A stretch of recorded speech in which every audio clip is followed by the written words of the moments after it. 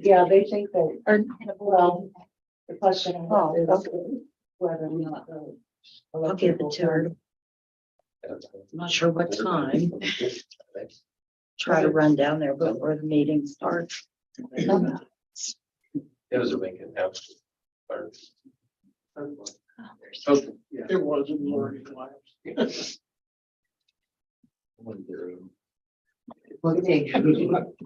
Barry Snyder says, won't take much room. Okay. Looks like we're ready to get started. About time. We don't. Hey, Larry. Excuse me. Glad you can make it, Mr. Curtis. Hey, can't help, they're so sexy. Fell asleep, Brock. Okay, we'll go ahead and call the meeting to order. If you'd stand, we'll recite the pledge of allegiance. I pledge allegiance to the flag Of the United States of America and to the republic for which it stands, one nation, under God, indivisible, with liberty and justice for all.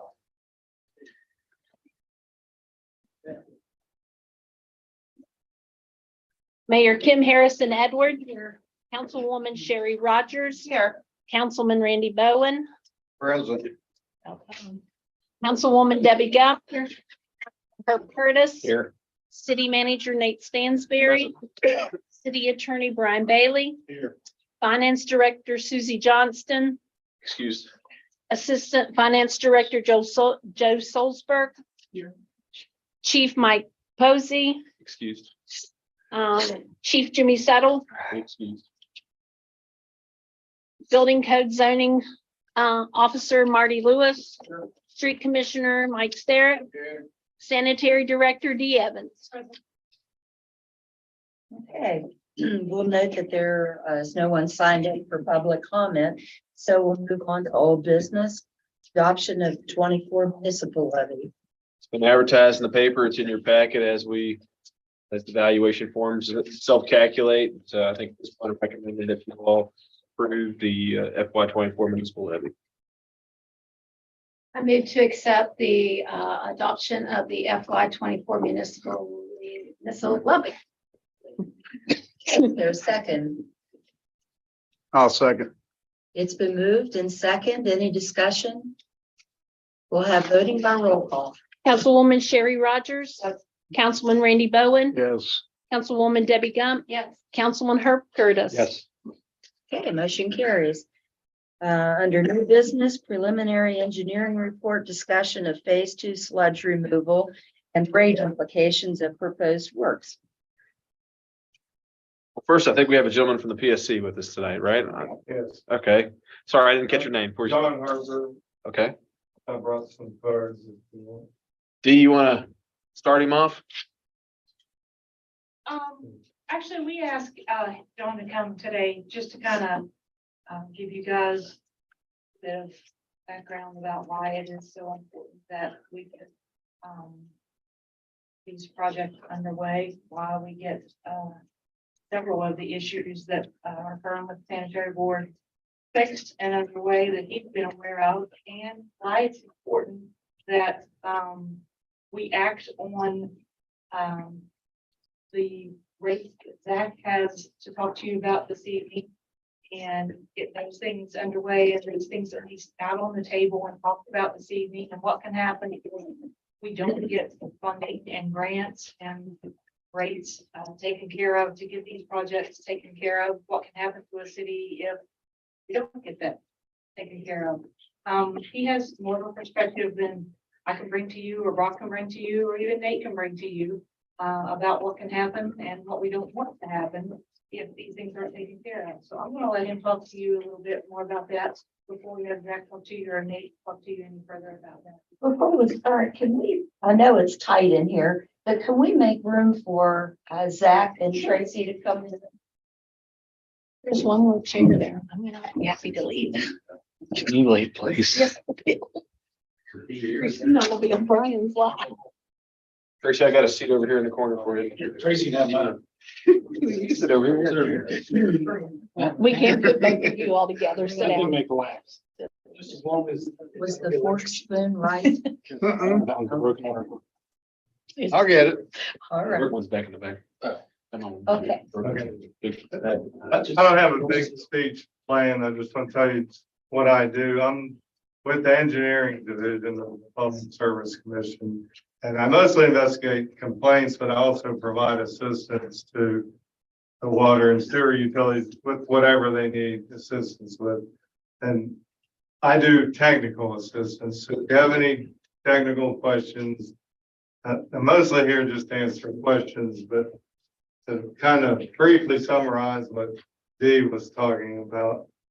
Well, before I start, if you have any financial for you to the water and wastewater division, they have utilities analysts that can help navigate you through any kind of rate case. Now with municipalities, you change your rates through an ordinance. You pass an ordinance and then it's submitted to the commission, and then it will be adopted unless you have 25% of ratepayers filing objections, which generally doesn't happen. But if it does, then there'll be a formal case at the commission. But any financial questions, I can refer you to the director of the Water and Wastewater Division, who's Dave Akeford. But as from an engineering standpoint, when you're thinking about raising rates, and I don't know to what extent Rock and D have done this, but you want to identify, your needs, both long-term and short-term. So short-term needs would be the things, fixing things that come up during complaints. That's what I see a lot. And a lot of times utilities aren't prepared. For instance, one thing that's common with the sewer utility is when there's a clog in the line, the customer should have a clean out at their house and the utility should have one at point of service. In these old towns, there's often not clean outs. Well, you might have to put in a dozen a year. If you don't have that in your budget, then you end up with these stalemates and these complaints. But, from the PSB perspective, you should have a clean out at your point of service, so you have to put it in. The same thing with, there's a lot of clogs that happen in sewers, so you want to have a flusher truck, which Weston does, but you also want to have a budget, a maintenance budget for your flusher truck. So one thing I can provide to the Weston Sanitary Board is Rock and D and I can sit down and go through everything, long-term, short-term. And because I go to so many PSDs and municipalities, and I might see something that y'all haven't thought about, then I can help guide them into, okay, what do you need long-term, short-term? And then they can research what it costs, and then the accountants can figure out, okay, how much do you have to raise your rates to do what you want to do? John, our time's short. Oh, yeah, so I'm I just, sorry. no, it's fine. I tend to ramble, I'm sorry. One question I had that I wanted to have answered, it was, in your experience across West Virginia, and I guess what is your recommendation for rate increases, especially in the time we live in? Are utilities are increasing their rates every 5 years, every 3 years, every 1 year? What is your guys' experience and what is your recommendation?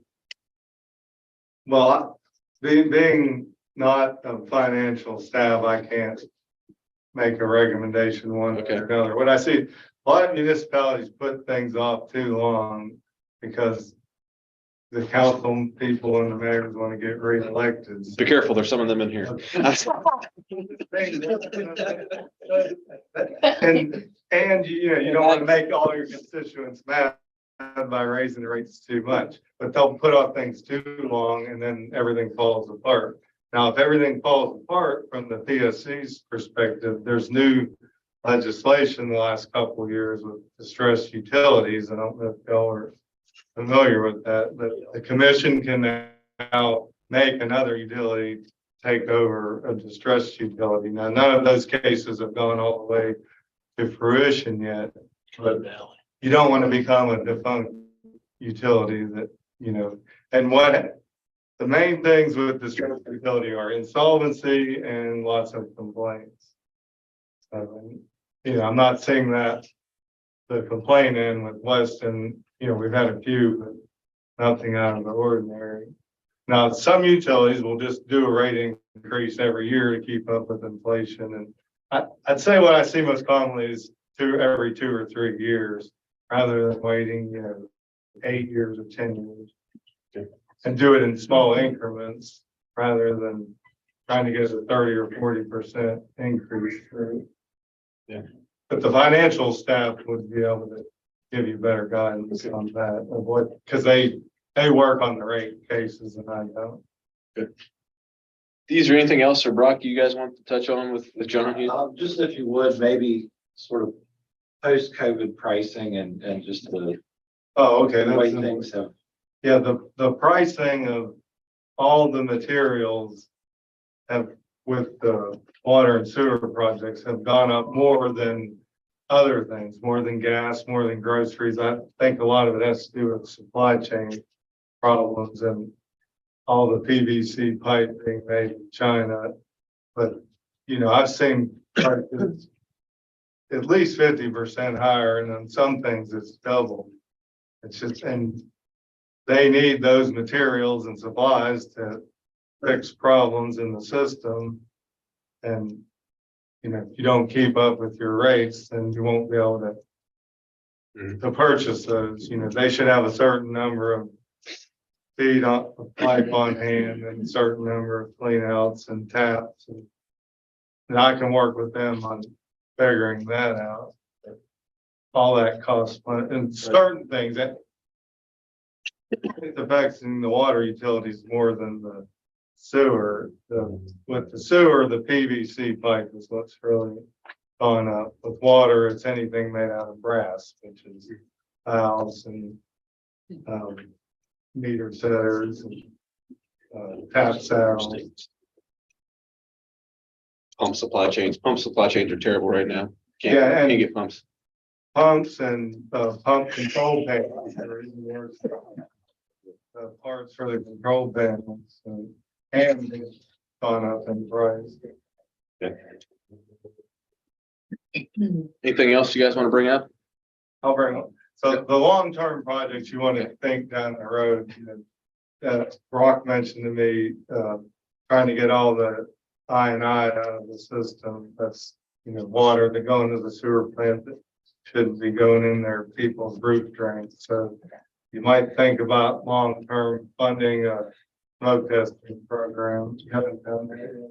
We've done part of it. Yeah. But continuing with that, to try to get the I out of the system, which will reduce your operating costs. Questions from council? So if you have any technical questions, I've left my cards. Feel free to call me at any time.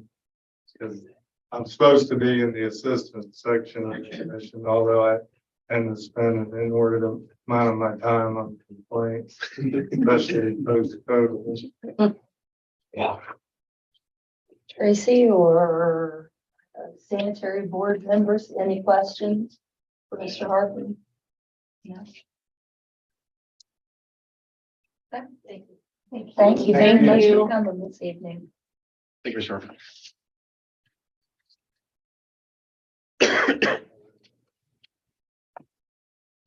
We want to do Zach next. We'll get you out of here, Zach, and then we can talk about the PUR a little bit. Basically, I was asked to look at the going level rates, basically currently where we're at, where we need to be.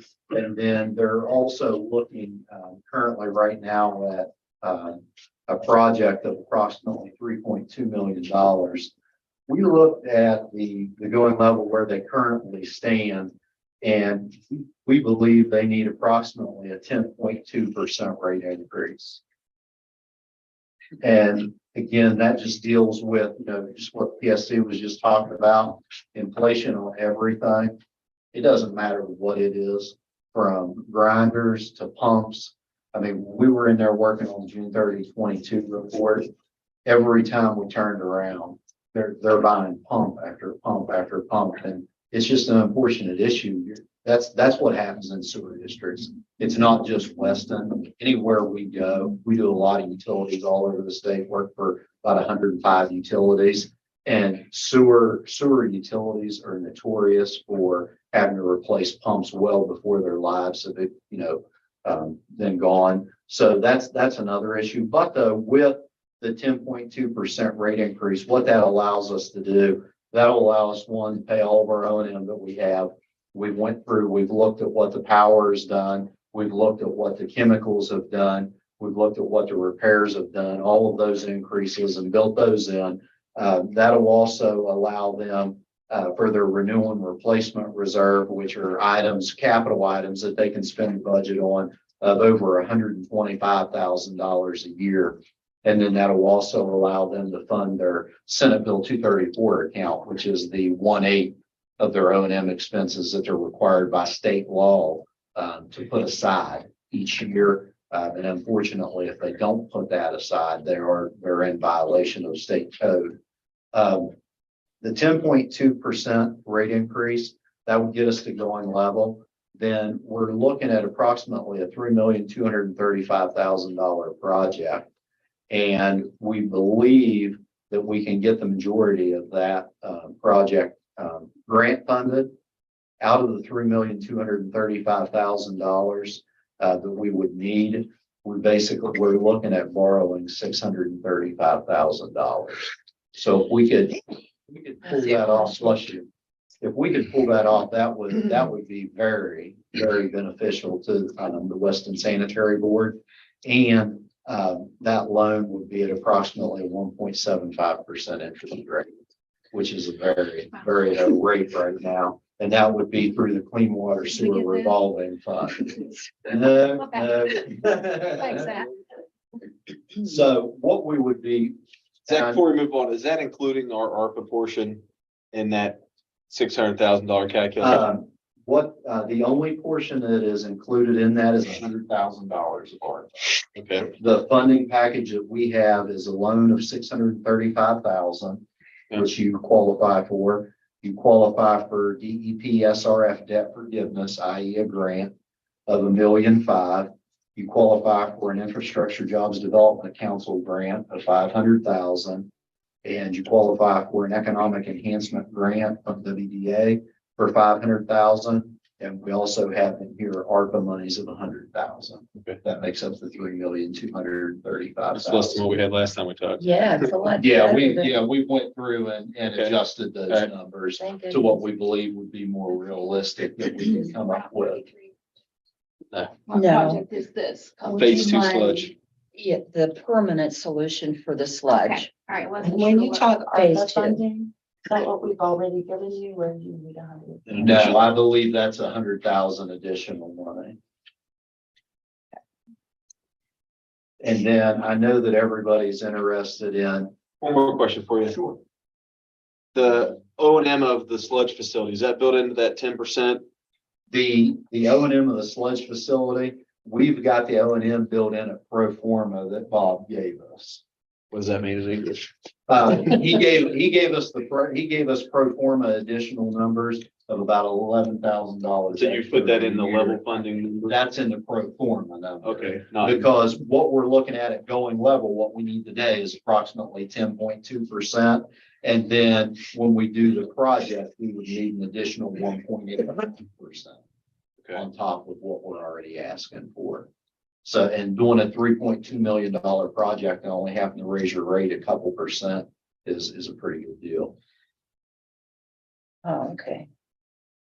And so basically what I can talk 10.2%, 1.85%. Nobody cares about that. Everybody wants to know Yeah. what's that going to do? And I like to use two numbers. I want to tell you what the minimum bill is going to do, because that's going to be our senior citizens. Okay. And then we'll go to the 3,400 gallon bill, which is the state average for a family. And so what we're looking at is on our minimum bill within the corporate limits for the going level, that would go up $2.62 on the minimum bill. And then once we finish the project, it would go up another 52 cents. So that would take those folks from paying $25.56 to 20 to 28.70. The folks that are outside the corporate limits, they would be a $3.08 increase at going level and a 62-cent increase at pro forma. That would take their minimum bill going from $30.18 to $33.88. The 3,400 gallon bill, I like to use that. That's a family. We would basically be going from $43.45 to $48.79. That's inside. Outside would be going from $51.31 to $57.60. Both of those are still pretty low bills. You have to qualify for a lot of this grant money. You have to be at 1.5% of your median household income. And what that basically means is that we take the median household income that's provided by the census. Then we take a 3,400 gallon bill and we divide it by 12. And then we divide it by that median household income. And to qualify for any of the grants, we have to be at 1.5%. When we spoke to the DEP, with you all having inside and outside rates, basically came back, because they're different. So, how do you want us to do this? And they basically had us figure out how many customers you have inside, how many customers you got outside, figure up the 3,400 gallon bill and break it out that way. So when we did that, inside was about 67% of your customers, outside was 33%. So we allocated the bill that way. And what that did was that took us to a prorated 3,400 gallon bill of about 51.71, which was 1.69% of your customers. And that allowed us to qualify for the grant. Which was, like I say, for a $3.2 million project, typically I would see at least half of that in loan. And, we're looking, with you all, just a little over 25% there in loan, which is a really good deal. Now, again, that's what you qualify for. They may come back and say, no, we're not giving you that, but you do qualify for it. And right now with the DEP, they do have a lot of federal funds that have been handed down to them. So if we can show that we, one, are willing to borrow some money, then if we can get some commitment of the ARPA funds also, that really helps when you can say, hey, we've got some money already committed here to help us.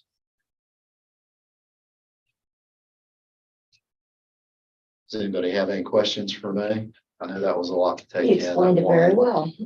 Is there a sheet you can provide us with the rates, the proposed rates at some point? Yep. Doesn't have to be tonight or anything, but. Yep. Better than the 19, whatever we did last time. That was in 20. No comment. That's been a little No over 2 comment. years now. 2 years ago. I Yeah. was just thinking about that. And honestly, at 10%. That's when it took not- effect. We raised it in 19. Right. You're $19, You're exactly right. but it didn't take effect for 2 more years. And the big problem, the problem you run into too, that what we're asking for hasn't even kept up with inflation.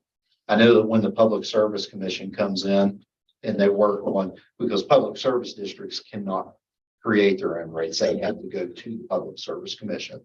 And typically when the Public Service Commission would come in, they would basically, if you need $200,000 to cover your O&M and your debt payments, we're going to give you $200,000 and $5. They give you no extra at all. Well, now when they come in, the PSC has even saw what inflation is doing and what materials are going up by on a lot of these ticket items that he's talking about, chemicals, materials, all those types of items. The PSC is building in almost 11.5% inflation on those numbers. So you can tell that, it's out there, it's real. I mean, it's a big deal. And if we don't try to keep up with it, you're going to come back to those 19%. You'll be begging for that type of rate increase. That's the problem you're going to run into. And what I'd really like to do, if we could get through this rate increase with the project, what I'd like to then come back to council with is like, once we get leveled out, come back with like a 5-year tariff. Steps, 5 steps, and raise the rates a little bit each year. So that, the folks don't really, they really don't see that and it really doesn't hit them as hard. And we can try to keep up, maybe we're not keeping up with inflation 100%, but we could do some small ones and then maybe have to do just a little bigger one, maybe every 5 or 6 years. I think that would be a lot easier on the customers. And they see what's coming over that 5 years. You're exactly and they can right. plan for it. The customers can. What typically is the life or the cycle for approving, getting a rate increase approved and actually going into effect? How time period? If we started, typically what you're going to have is you're going to have a couple readings. We're going to have a public hearing. Then once that happens, then we've got 45 days once it goes to the Public Service Commission. So you're probably, by the time it went into effect, probably 90 to 100 days. That would be once we had from the time of the first reading. So you're a few months away. Okay, so I'm a little confused. Why did the last one take a couple of years? I think the last one, the biggest problem that we had there was we had to go back and forth so many times before we got it approved. Then I believe there were some advertisement issues. And then the other big thing was too, one of the issues we have is West Virginia Water, are they 2 months behind billing? Okay, yeah, that's one of the issues. And one of the things that I would like to do is if we do go in front of council and we get these approved, I would like to change the wording in the tariff instead of for service rendered, for bills rendered. And because if today we say for service rendered and West Virginia Water is 2 months behind giving us readings, that costs us 2 months. Yeah. That's another problem we have. And to put bills rendered is not a big deal as a municipality. Petitions and complaints, how much time does that eat up as well? That if they get the 25%, that could cause you about 180 days. 25% is a lot, though. It really is. And the PSC has really used to be folks, it'd take a handful of people, they would come in. Now, not so much. They understand what's going on. They see a lot of the complaints, they read the letters, and a lot of times they just move on, unless they get the full 25%. And the other big problem they run into too is you'll get a lot of folks sign that petition, you start going down through it, and Dean knows they're not even a customer. 5 people in the same family signed it. Those all get thrown out because you only get one per household. So that's another big issue there. And I know nobody wants to raise their rates, and I always tell them, well, I'm the bad guy every time I go to a meeting. I never bring good news. So, that's the thing that I'm looking at though. But if we're talking about raising people's bills, $2, $3, $4, I get with everything that's going on, that it is much for people. But, unfortunately, gas goes up, groceries go up, and we can't say, well, you know what? We're just going to let our utilities suffer. And you know what? We're going to let backups happen in houses. We can't do that. We can't operate that way. We've got to get to the point that we can be proactive and not reactive. Because, they can tell you when you're being reactive, it's a disaster. When you can get to the point that you can maintain, the utility runs a lot smoother. You offer a lot better system and service to your customers. One of the other local utilities, sewer utilities, is raising their rates 40% because they've tried to keep rates down as long as they could, but that's Is that close to us, Philby. Barber County? It's Philby, isn't it? How are we in comparison to the surrounding? With what your rates are right now, they're still very low. Most bills are over $60. I know Greater Harrison, they have 6,500 customers, I think, and I think their 3,400 gallon bill is $75 a month. Upshur County, I do not know. They don't have as much they don't have as much sewage and sewer utilities. They're more water than sewer. I would have to look at that though. Buchanan's really cheap. Is it, Buchanan's really cheap, is it? but they don't have a whole lot of debt. You know, when you look at our budget, Zach, right? Half of our, Right. almost half our budget is debt Right. service. Yep, you're exactly right. You're exactly right. They had 90-year-old Sam Ludlow. Buchanan's Pretty well, And then yeah, their system's condensed. I think they have 18 pump stations. We have Yeah. 50. Yeah, and that's the other problem that Right. you all get into. When you look, you have you've got about 1.2 million in operation expenses. Your all's debt payments and your debt service requirements are almost $1 million. Oh, no. It's a big deal. Running a sewer utility. And the other big thing that you gotta look at too, and a lot of folks, that's the first thing they'll ask me is, what do we compare to our neighbors and everything? And I said, I hate to be this way, but okay, maybe your neighbor, they're not spending anything on their house. And you just put a new roof and everything on yours before the sheeting got bad. They let the roof go completely bad. Now the sheeting's gone. Now they've got to cut out part of their trusses. Those are things that, just because we're talking about when folks let it go so long, okay, maybe your rates are a good bit higher than your neighbor, but they really need a 40, 50, 60% rate increase. Those are the problems that I'm seeing. And every day, and I look, like I said, work for about 105 utilities all over the state. And a lot of them in the last 2 to 3 years, every year after we finish the PSC report, a lot of them we've done a rate increase. A lot of our bigger utilities, you get up 5, 6, 7, 8,000 customers. We're doing them every year. And it's getting, the other problem that you're running into too is it's getting harder to keep good people. That's the other big issue that we're running into at a lot of utilities is that they're having to raise wages a lot more than they want to because it's either raise the wages or all you get done doing is training people. That's another, but that's not just the utility business. That's the world anymore. So once we get the sludge, we're done with this issue, right? This is going to take care of sludge from now, permanent fix, right? let's be going. What gives us the ability to deal with our own sludge? We'll be able to dry it out and then haul it off to landfill. Now we'll have operation costs Right. of hauling it to landfill, and we'll have some probably top weighted costs in the Right. fact that we have a reservoir sludge that we've got to get rid of over time. But You're going to have maintain predictable costs. Yeah. That, we're not going to get to a point where we go, hey, guess what? We need $4 million. Yeah. That should be gone.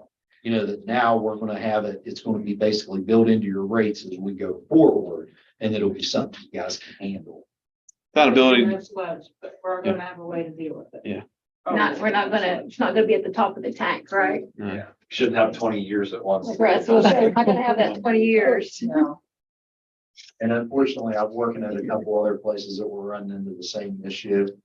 Greater Harrison's one of your neighbors. We're actually doing that right now on theirs. About 5 years ago, I think we spent $3 or $4 million working on one of their ponds, and we're in the process right now of working on another pond, and it's over $1 million. And it didn't complete the job. So sludge is unfortunately, the guys here can tell you, sludge is something that is just an ongoing battle. It really is. it's like you're driving a car, you have to have 4 wheels. We've been driving down there with 3 for a long time.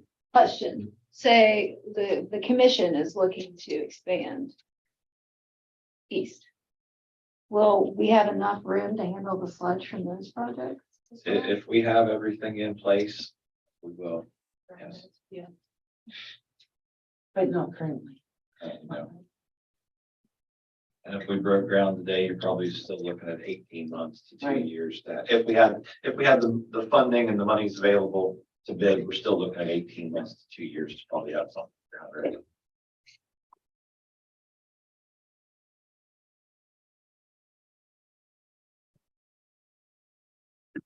Because I think it's, pivotal that that's got to happen or we're not gonna get any development.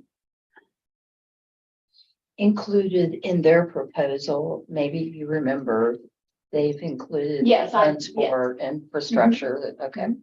And there,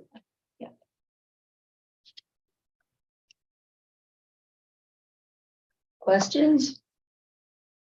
Think we can let Zach go home.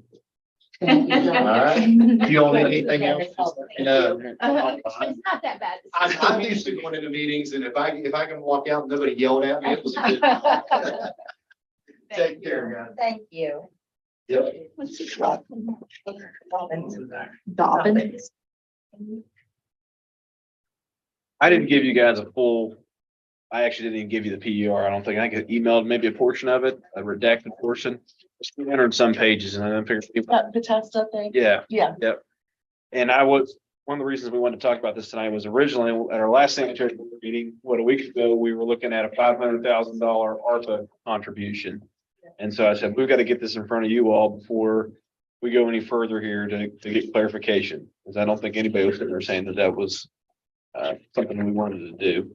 And so the PER, it's preliminary engineering report, developed 6 options. Well, 5 it developed, the 6th they didn't consider down there at the bottom. If you're looking at this page here, kind of give you. And so the $3.5 million project they're talking about was, it's a drying bed, a sludge wedge wire drying bed. It's basically metal panels that allow the sludge to sit there and the water to drain out.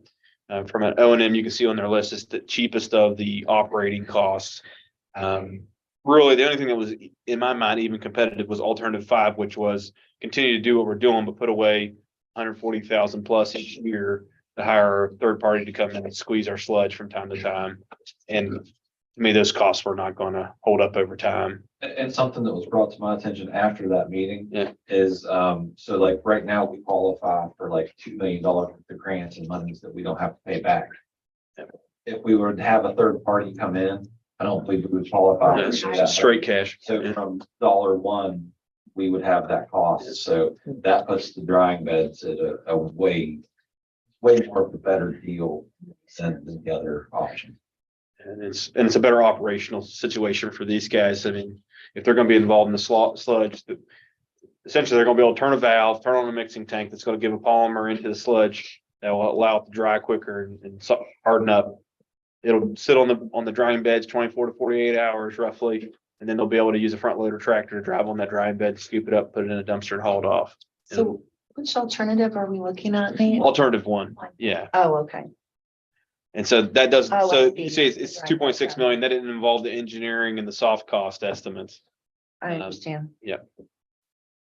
So, like I said, not knowing what the ARPA number changed, I was prepared to have a big long talk to you guys about alternative 7. I wasn't sure what was And it going was to a be. late Yeah. week conversation. And that's fine. So I will say at this point, I think it's on sanitary board will have to determine what path they're the ones that are operating the system, right, by state law. But I think anything they do is probably going to require a rate increase. So we wanted you all to be briefed on that and get any kind of feedback to take back to sanitary board in that conversation. But if we can get, I mean, none of this was guaranteed, right? What we were hearing, these are just what we qualify for. The next step in the project is to take the PER down to Charleston and present it to IJDC to try to see what we qualify for. Am I correct? And that'll happen May the 2nd week. Yeah. So that's what they're shooting We just for. wanted to keep you guys And in the loop and make sure had as much information as we did. So that you're gonna be on the decision later with the rate increase and the funding, and we just wanted to make sure everybody was on the same thing here. And from my end of it, being out in the field dealing with PSC and DEP, they are grinding on us. They said everybody, they won't say it in public, but they said everybody should have a rate increase every year. Because everything has been let go so long all over the state, pre-COVID, because everybody was wanting to keep things down, they wanted to keep low costs, and then everything just exploded since COVID. And, like he was saying, 50%, 75% up in price. And it's hard to deal with whenever we were paying $1 a foot for pipe, and now you pay $9 a foot for the same pipe, or a $5 or $8 fitting is $50. That's 10 times pay, and that's for one fitting. So, and the bigger pipe, the bigger fittings, the more you're going to pay. I mean, a 10 or a 12-inch fitting might be $300 to $500 for one place with one intersection. So it's hard to swallow when used to be able to make a $1,200 or $1,500 pipe order. And that order now is $10,000. Yeah. And I think when, this is being presented or something, you need to have a chart with that, those figures on that. Yeah. So people understand, we don't want to do this, but the market is driving us to this. And the vendors that I deal with, I said, is there any pattern? Are we looking at, and they said the beginning of every month, they say, here's a list of stuff that has went up. So it's actually monthly on how this stuff is elevated. Yeah, that's cool. Inflation reduction that hasn't hit me. But this wasn't pre-approved by sanitary board, but I'm gonna say it anyways. We haven't made the proper investments in the system, the existing system over time. This debt that we're carrying plant, carrying some of the interceptors, which are the bigger collector pipes along Stone Coal and things of that nature. And we've got $16 million that we're paying for that was a lot of Butchersville, Turner Town expansion. And I think that's the fear, even with the 33 project, is that hopefully we're not taking on any debt with that one, but we continue to want to expand, and we understand that desire to expand, right? But we're not making the proper investments into our system as it is. That's really each reaching the end of its life. All of our pipes and things like that are reaching that 100+ year level. And so they've got to be replaced or renewed or something. And every station has ongoing costs, and we don't have, I know we're level funding it, but I've looked at the numbers. We don't have the numbers even in level funding to probably keep up with our pump replacement schedule that should be happening. Yeah, we're just surviving. We're level funding. Exactly. Yeah. I mean, we have stations that have $70,000 pumps in them. Yeah. And, What's our budget for pump replacement a year? right. $50,000, $100,000? That doesn't cover one pump. And there are usually two pumps in each station, right? And the corner station where we have the bypass pump out, just repairs on one of those pumps is about 20,000. And then you're putting the old pump right back in. And the new pumps there, I think, were $67,000. So that's that is a main station, but that's one station, have 49 more. Is there a warranty on them Some of them you can get a year warranty on a new pump. or something? For some things, and they do like a partial or Prorated they'll warranty. do a prorated where you can get like $2,500 parts, but none of your labor and all that, so you still. Having all that said, I think that the guys that work at the plant are really to be applauded for providing excellent customer service with what little they have to work with. I agree. I just send Bernie out. Any further action when you take on that, D? I think so. Like I said, we just want to make sure you guys knew everything we knew about it. Thank you. About when are you looking up? I think that's. It'll be presented to our board at our next board meeting. And then it'll go to INDC on the 10th of May. And I would say it will be presented as far as the rates go, within the next, probably within the next regular session. It's not the following. I'd say, 60 days. yeah, June, July, whenever Debbie's in Myrtle Beach. Planning that calendar, all right? Tracy, do you have any words of wisdom you'd like to share? You're not. Okay. Y'all been down the road, you know what's coming. All right. I think we can probably work it around the election.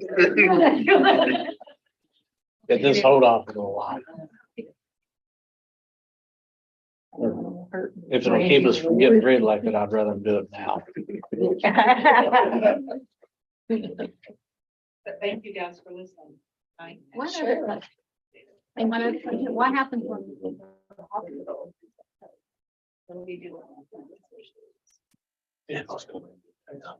Well, I know that's 3 years probably down the road, but that's something long term. We have to provide.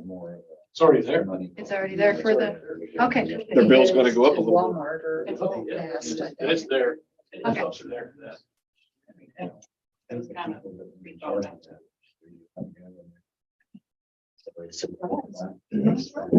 ahead of the game. Yeah, thank you for presenting that. Thank you. I worked hard on it. Thanks, Tracy. Was it, we work We hard. so appreciate you all don't your- have to.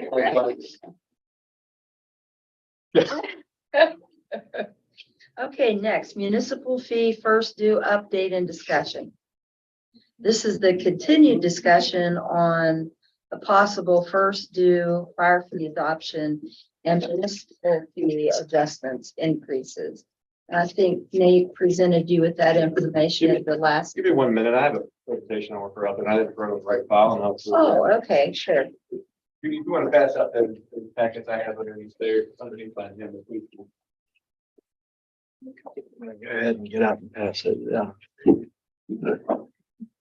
I don't want to. I'm just thinking I should have like 101 at the bottom, like state finances. Like a class.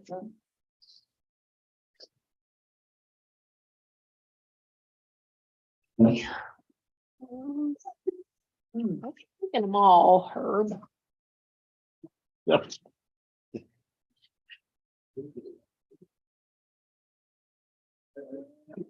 make one thing. Does anyone back there need one? They don't even know.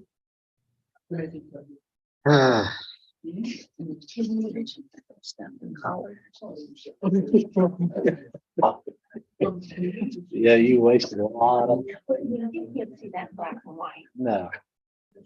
I highlight. Sorry, I didn't hear you. Thank you. Hey, I had the flu, lighten up.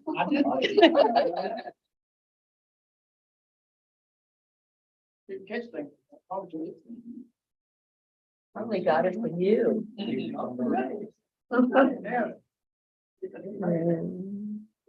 doesn't matter to me. Oh, you're fine.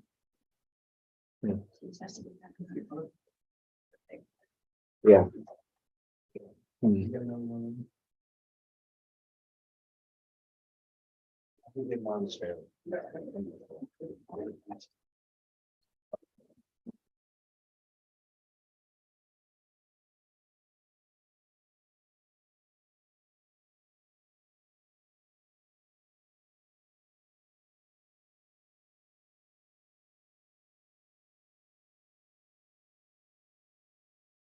That should have like 101 underneath it. Huh? Should have like. State of finances. 101. Gotta feel that way when you're doing it. And I did want to kind of take a step back tonight and not really talk about numbers and rates and proposed rates. I just wanted to talk about the general condition of finances and talk about how city finances, how I'm viewing them, I guess, and want to throw a viewpoint before you. But you do have those rates and I can answer some questions about those later on. But I'm just gonna look off of this and you guys have got the same presentation. So in FY 24, we had $500,000 of carryover.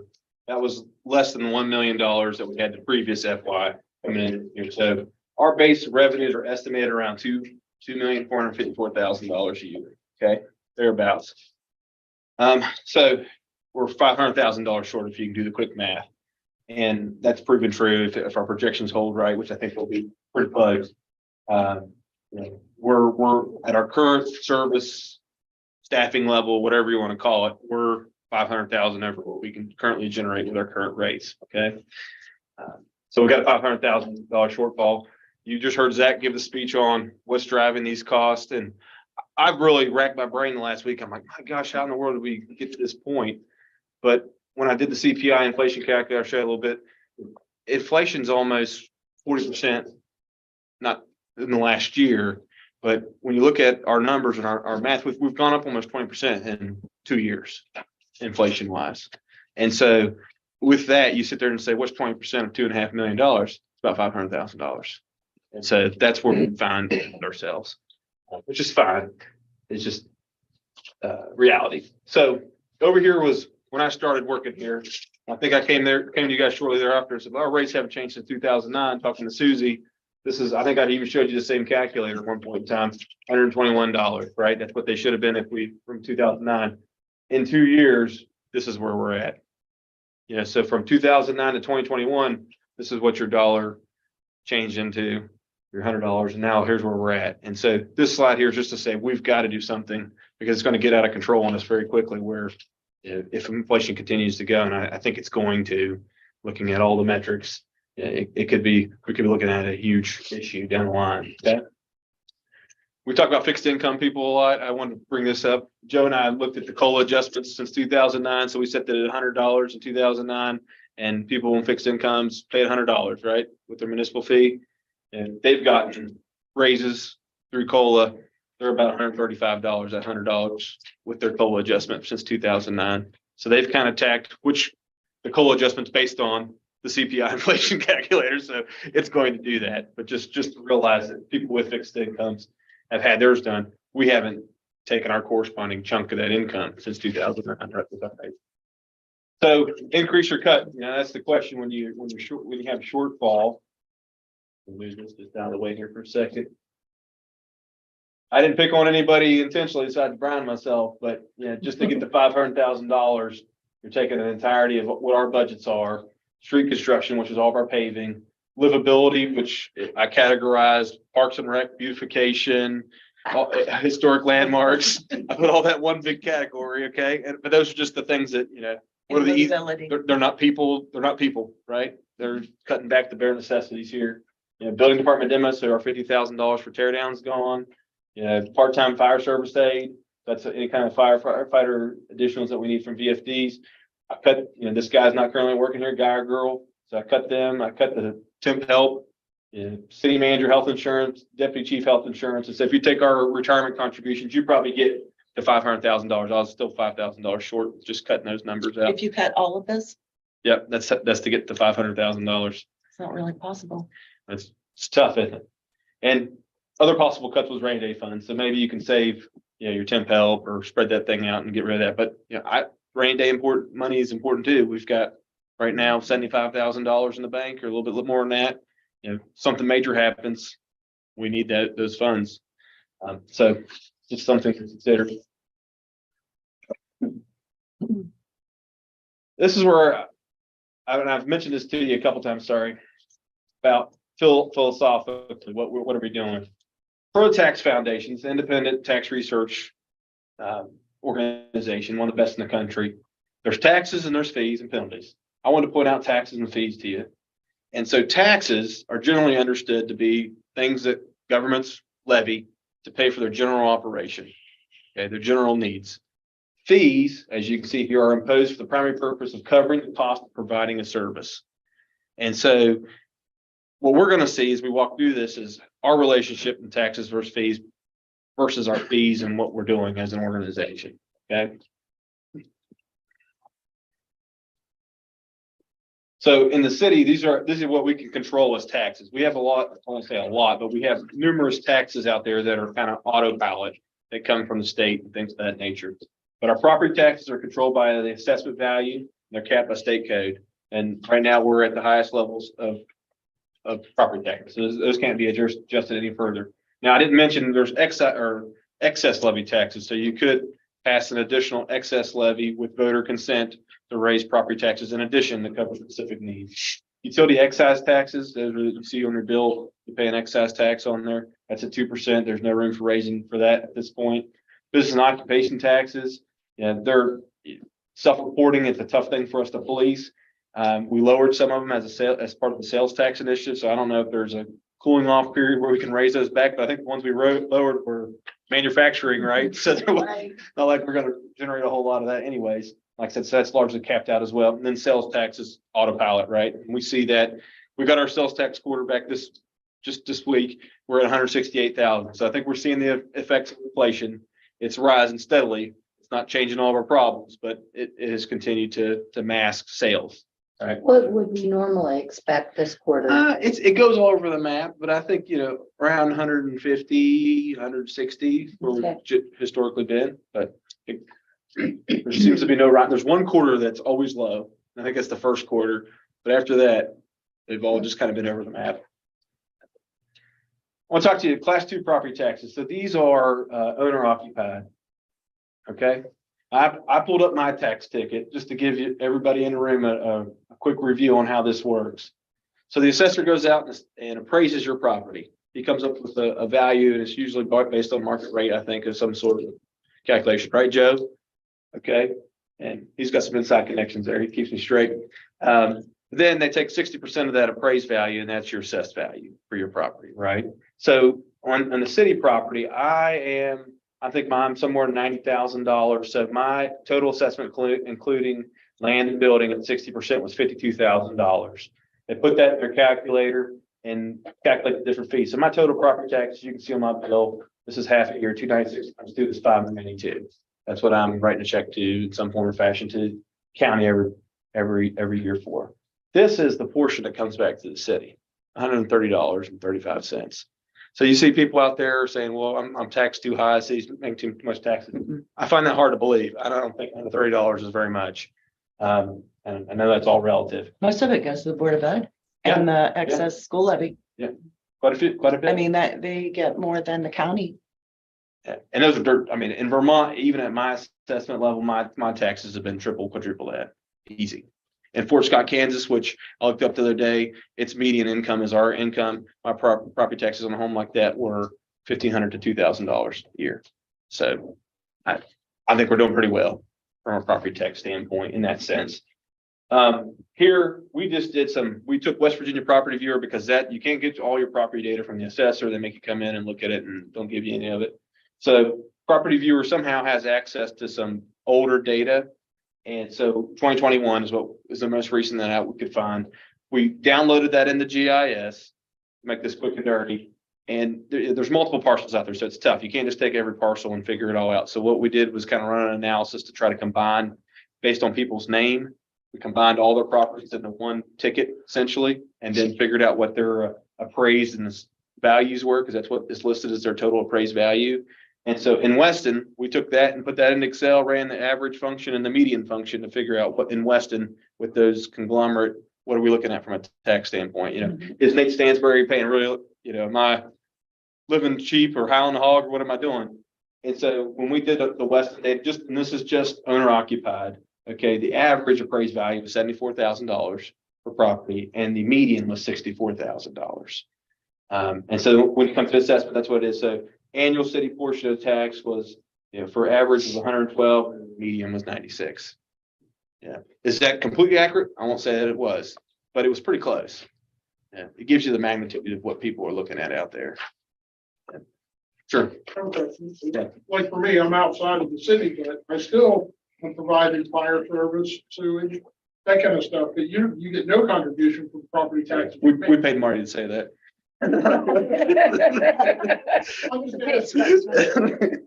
It's true, and that's where the more I've learned about this, everybody else is paying this up here, right? Their values don't change whether in the city, just the city people are paying a premium.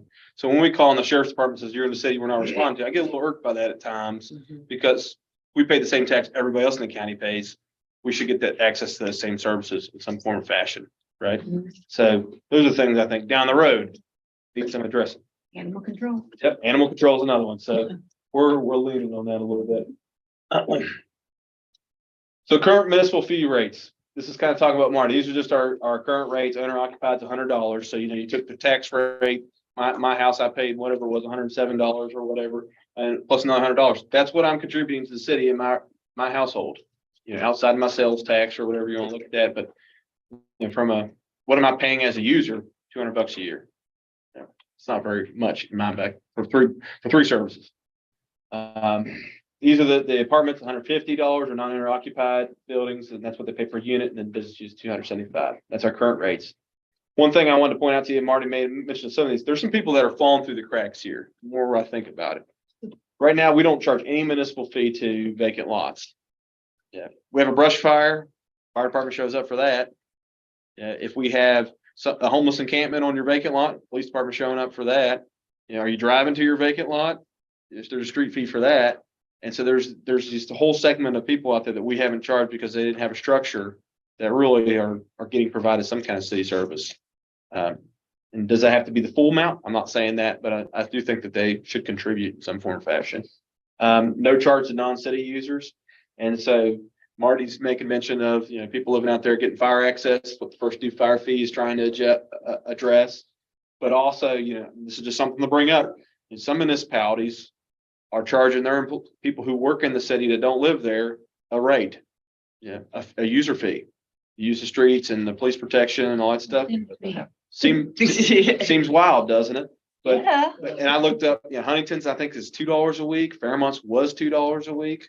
I saw that, so that's real money. I don't know how much money, but that's real money. And that's $50 a year, at least from one employee who doesn't work in the city. But my parents worked in Weston most of their careers, they always bought a bunch of back money. But let's see if I go back. What about these abandoned homes? We are charging them a fee. Yeah, if there's a structure on it, even if it's not torn down, we charge them even for municipal fee, whether it's livable Right. or not, it's getting charged a structure fee. Right. But they're the people who don't have a house on it. Our current ordinance doesn't allow us to charge those folks. I see. Yeah. What you're saying. Okay. And I think that, it's not just as easy. I mean, because there's a bunch of, there's some platted maps up on top on the hills, right? There's 25 lots up there.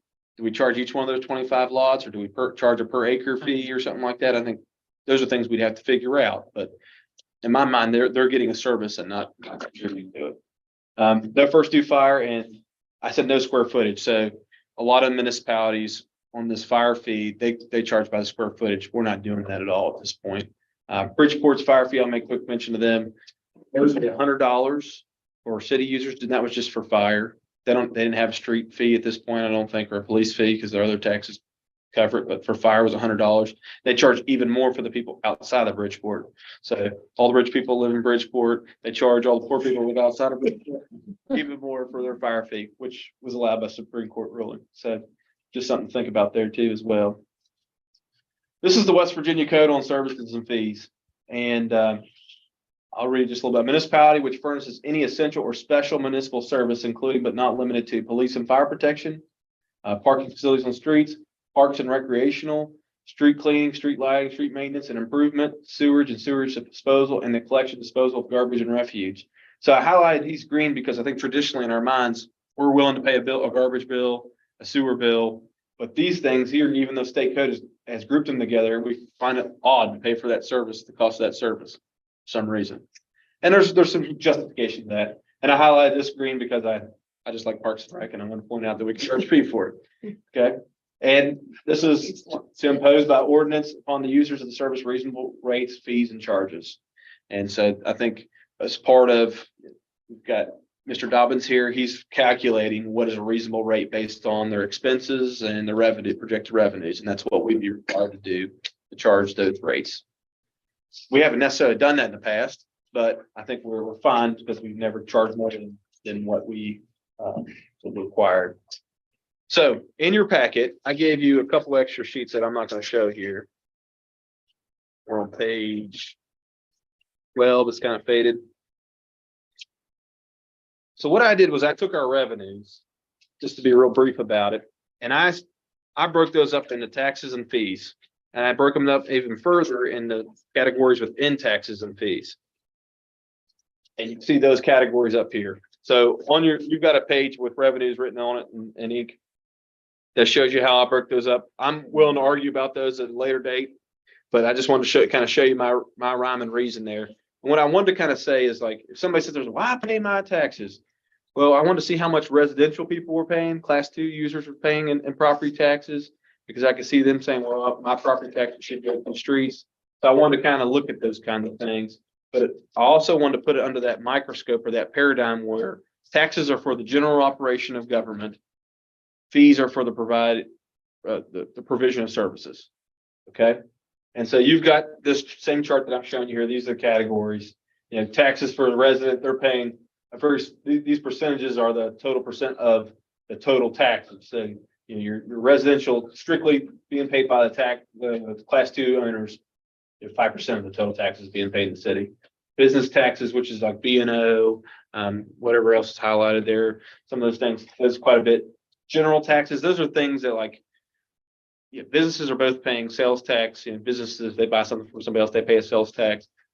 A resident pays a sales tax. A visitor pays a sales tax. So I classified those as general because they couldn't really be teased out exactly where that was coming from. Okay. And then state taxes are things that come from state revenue sources, wine and liquor taxes, things of that nature. Okay. Then fees use the same paradigm best I could. Some things were a little tough to categorize, but that shows you that breakdown. Okay. This is for expenditures. And so this is where it kind of got interesting. So I did the same thing for expenditures. I said, what is a general government expenditure and what is a service expenditure. So on the general side, I've got the administration, which includes, city manager, clerk, finance, attorney, general government. You can see that sheet in there too. Which is your things like flood control, cemeteries, recycling center, city hall, which includes the services employees' health insurance, by the way. Planning and zoning, regional development authority, okay? Building department, I included that as a general service, and that wasn't listed in the services thing, but I felt, let's stick it in general services. And then livability, which is our parks and rec, which could be a service if we want it to be, but I've included there historical commissions, those kinds of things, categorized as livability. So between these four categories, their total expenses added up to $1.2 million or almost 1.3. And then I took our services, everything else, put them down here. Stormwater is separate accounting because it's an enterprise fund. It's funded by the stormwater fund. So it's separate from these. So these are your expenses currently proposed in FY24. So if you look at just tax revenues from our previous page, for general functions, we've got a surplus of $877,000 taxes. If you just took it and said, we're going to use taxes for general government needs, we've got way more taxes than we need as we're typically or currently constituted. What we do is we take that surplus and then we roll it into services because our revenues from our fees for services are $375,000. Being generous. It's not municipal fees. That's just ERP fees and municipal fees put together. And then we're not ahead. Hmm? After that, you're not ahead. Nah, well, we're still 500,000. This is 500,000 in the hole. Right. And that's what you're negative. You're down $1.3 million. Right. And so I think that's the philosophical thing we've got to decide upon is how do we want to be? Do we want to fund our services with taxes, or do we want the services and the users pay for the services? And then I think if you decide in favor of users as paying for the services, then you can do some fun things with your taxes. Then you can think about rolling off B&O taxes. Then you can think about reducing your property taxes and those kind of things. I just did the quick math. If you got rid of all your property taxes, which is $441,000 in this budget, and you got rid of $300,000 of in-city B&O tax, which is roughly what in-city users, in-city residents pay for B&O tax, that's $740,000. That's your surplus in taxes. You could take that away, still pay for your general government with the current tax levels you have and the other taxes, and then raise your service fees to pay for your services with the users and get rid of B&O tax, get rid of property tax. Which creates development, And I think, business. and that's what I'm really driving at here is that we go out to Walmart and say, Walmart, come into our city. We're showing up there and say, okay, if we get them to the point where they say, yes, we want to come in. Now, what's it going to cost us? We're going to take a deep breath because they're going to say, well, your property taxes are going to go up by a considerable amount. In their case, thousands of dollars. You're going to pay a municipal fee, and you're also going to owe us 2% gross on your B&O taxes, as we're currently set. I think that's a hard bargain for us to drive for anyone to come in. Yeah. In conversations I've had with the hospital, B&O taxes is the reason they don't want to come in right now with their current properties, that they don't want to pay that 2% on construction for the hospital. So if we can get ourselves down to where, we looked at that county thing, from a property tax level, you're at the same level as a county business. Now, what we can offer you is our services. If you come into the city, we can offer you police, we can offer you fire. And it's going to cost you a little bit each month for that, but that you're getting something for the money you're paying for. You're getting a service. And I think that's an easier conversation to sell, easier conversation to win. And we're locked with our current funding paradigm. When we're locked into this taxes are supplying everything, we're capped out. So if you want to have extra paving this year, you can't increase your taxes enough, can't increase them at all to get any extra funding. If you're in a service thing, I think you treat your services then as a utility. You're doing your budget, you're coming in saying, this is what we need this year, what we're setting. We set our municipal rates, we change those at the budget season to get ready for July 1, and we send out those bills and we charge them. I think in a perfect world, we're sending those out monthly, where it's not a lump sum every month, every year, or every year you're not getting a bill for $400 for your municipal fees, you're getting a $50 a month bill. And you sit there and say, well, I'm paying $50 for 3 services, where I'm paying $50 for sewer, nothing is sewer, right? I mean, or I'm paying $150 for internet, or I'm paying $100 for internet, or $100 for cable. I think that makes it more of a thing we can compare to. And if people don't like their level of service, they can come into council and protest it, and we can drop the rates and cut back on services, right? Those kind of things. put you more in control of your deficit. Okay? So that's all I have for now. I don't want to take any more of our time. We do need some direction from you all about where we want to go with this stuff. Like I said, I don't think it's something that we can just sit on our hands. We're on a collision course here for next year to say things will get drastic if we don't react in some form or fashion. So I'd like to have some conversations with you individually. Might be better, if you want to set up a time with me and come in and talk about some more and give me your thoughts, and I'll try to tease out, maybe what the consensus of the group is or a study, show you what those rates are. I think first due fire, those are the things we need to look at and say, let's look at our municipal rates in their entirety so that we can bring in those users that aren't currently paying and put them on the map and help carry those costs like they should be. One other thing I want to share with you. Last weekend, I sat down one night, couldn't sleep, and I got on my computer and I drew out every sidewalk in the city. Took me a couple hours, but I was moving pretty good. I was in the groove things. So what I found out is we have approximately, and this is just linear feet. So I've got on GIS now a map of all the sidewalks that I can see from aerial photos, about 18 miles of sidewalk in the city. And at $70 a linear foot, that's what I kind of estimated from past experience is what sidewalk costs. If you have a contractor come and fix it, that's about $7.5 million to replace all that sidewalk. And so I put that in, interest rates right now have shot up like we've realized, right? Over 30 years, one of the calculators I had said $460,000 a year. So what my thought was, let's replace all of our sidewalks. Let's take out a big bond. This is just conjecture, okay, at this point, and fix all the sidewalks. You need to sleep. Yeah, seriously. So it's $460,000 a year.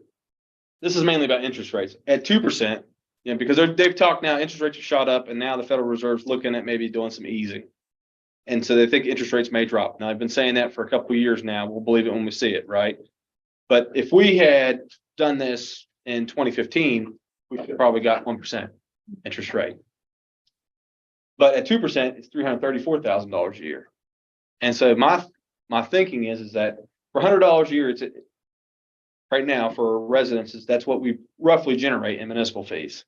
So you could come out and say for 7.5 million, we're going to take out a bond and we're going to raise our municipal fee rates to cover that bond payment as part of our user rates.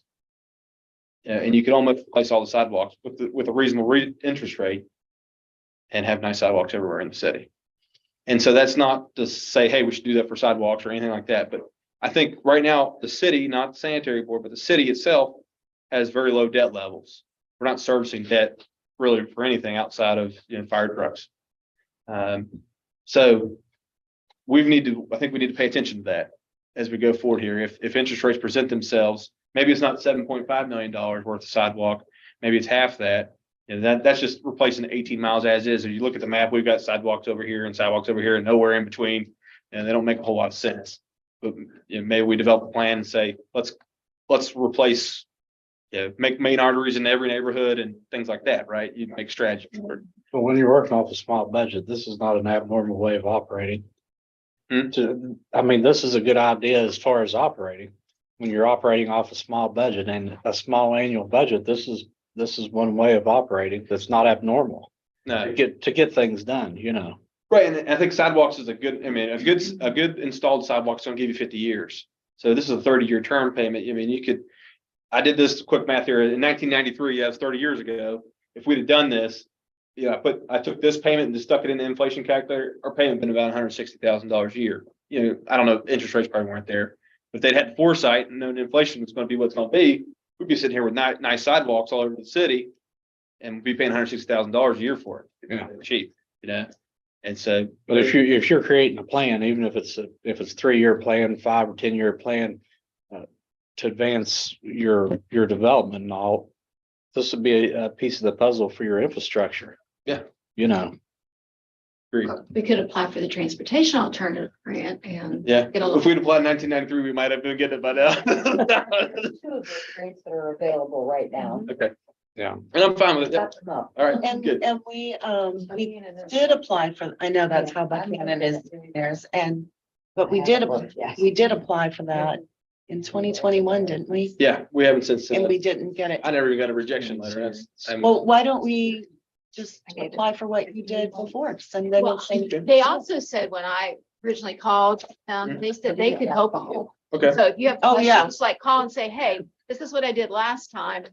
How can I improve it? That's gonna put me on the radar. Yeah, I have a problem with it. and you can mention now that not only we're a part of the Blueprint community, but not only that, now a hubcap. That might help us. I did the math on just buying the concrete. We're at $1 million. You know, most of that $75 is labor. So, you know, it's something too where you skin the cat I where think that might do it be yourself. 200 for concrete now. This was, well, this is for linear foot. By tonnage, I got the central supply, Yeah. latest state bid was $188 yards. And that's 5 yards in truck. He said to roll it up to Shit. 200 when I Yeah. asked. Yeah. There have So been some- I overseen a Yeah. multi-million-dollar sidewalk project like you're talking about here in Fairmont in 1981. Mhm. It was a disaster. Disaster. I'm sure. It was nonstop problems, nonstop legal problems. We poured the same sidewalk one time up on Maple Avenue. Rode their bikes through it 7 days in a row after it was poured. Had to jackhammer it out and pour it again. Every time. 7 days in a row. Huh. But the waste on something like that, I mean, if you do something like that, you need to do it in Phases. blocks. Yeah, you're right. You take on a project like that, the waste is just astronomical. It's unreal. Yep.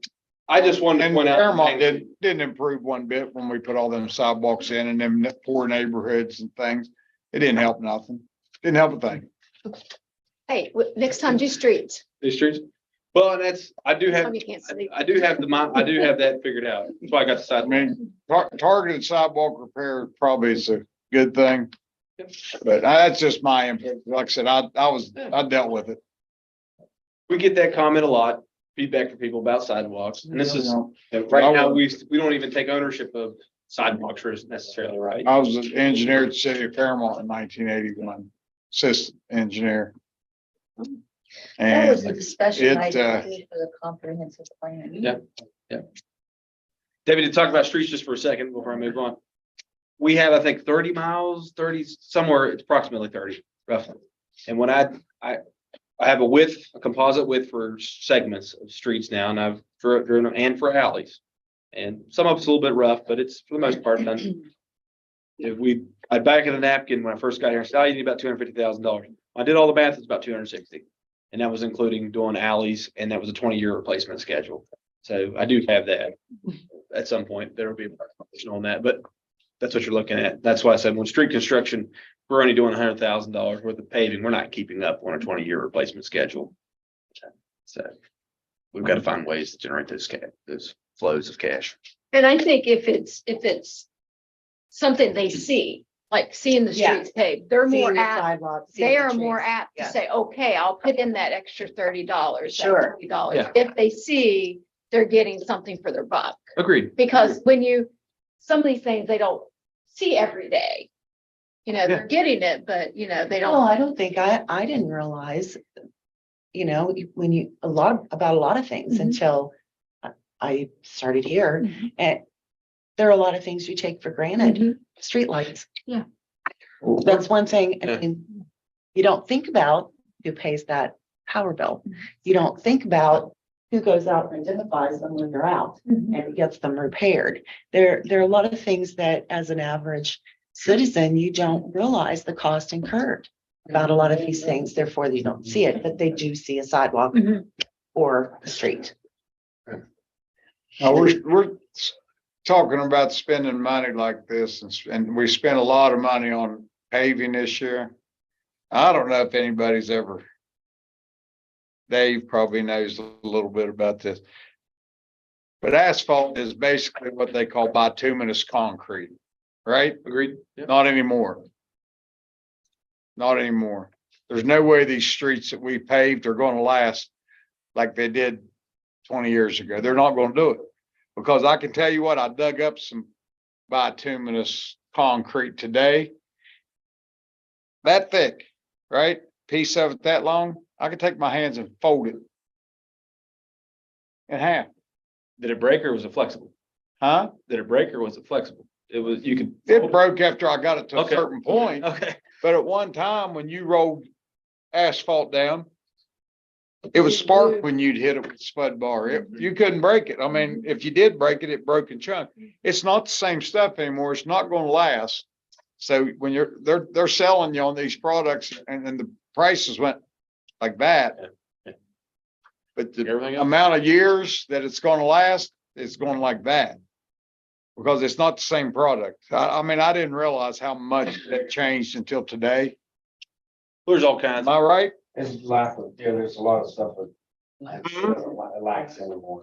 I mean, I'm sitting up there with a spud bar and breaking off All the fillers and stuff. 3 or 4 hits and I'm breaking off chunks of pavement like this. It just falls off.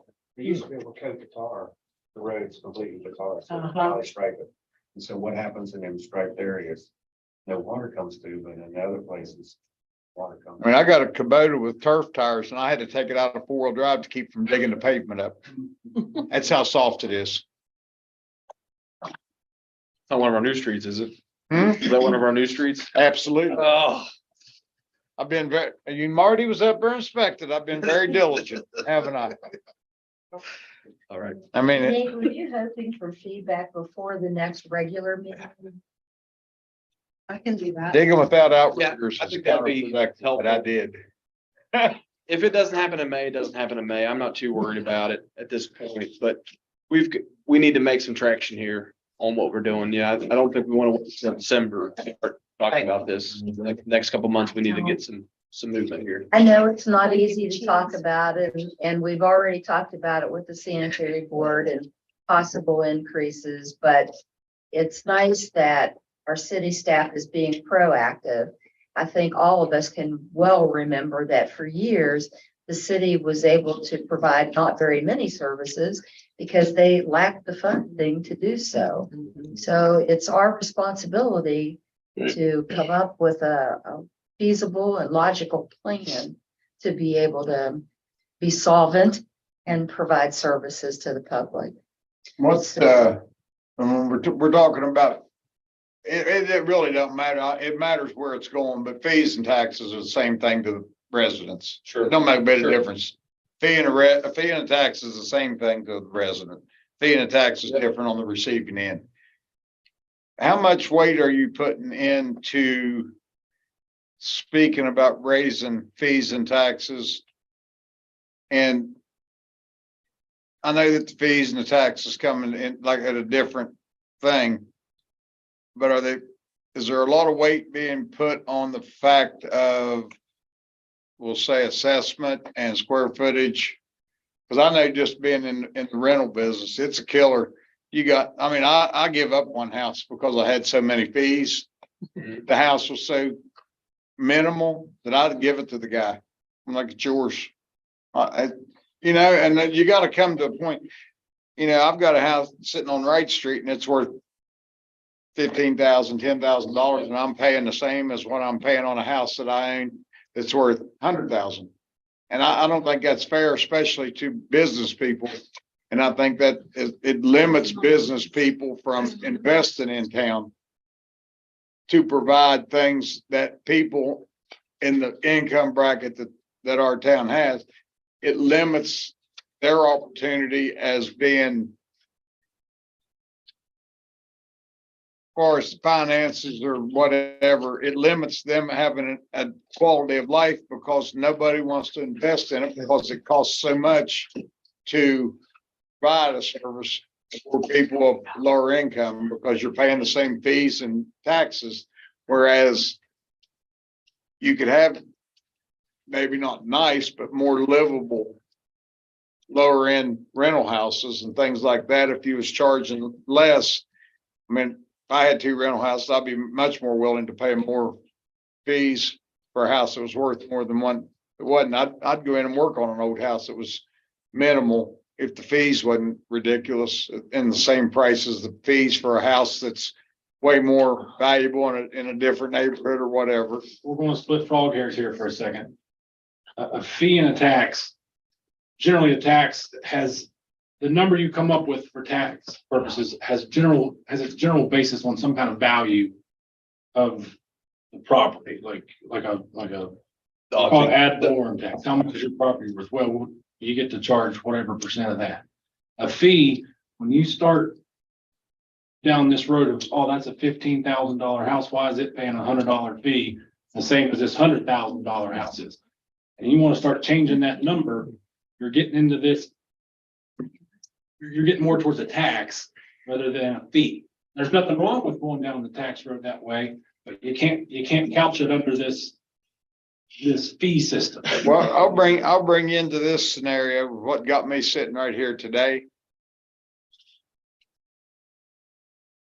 B&O tax on rental, right? Okay, you come and you pay B&O tax on rental. Okay, you say you make X amount of dollars. Well, they want more because they don't think you're not charging enough for rent. Well, it's not a government's place to tell you what to charge for rent. It's, you base what you charge for rent on the person that you get in. I may charge one person $800 and I get a person that's like a forever and don't have any needs and don't and constantly bugging you and wanting this and wanting that.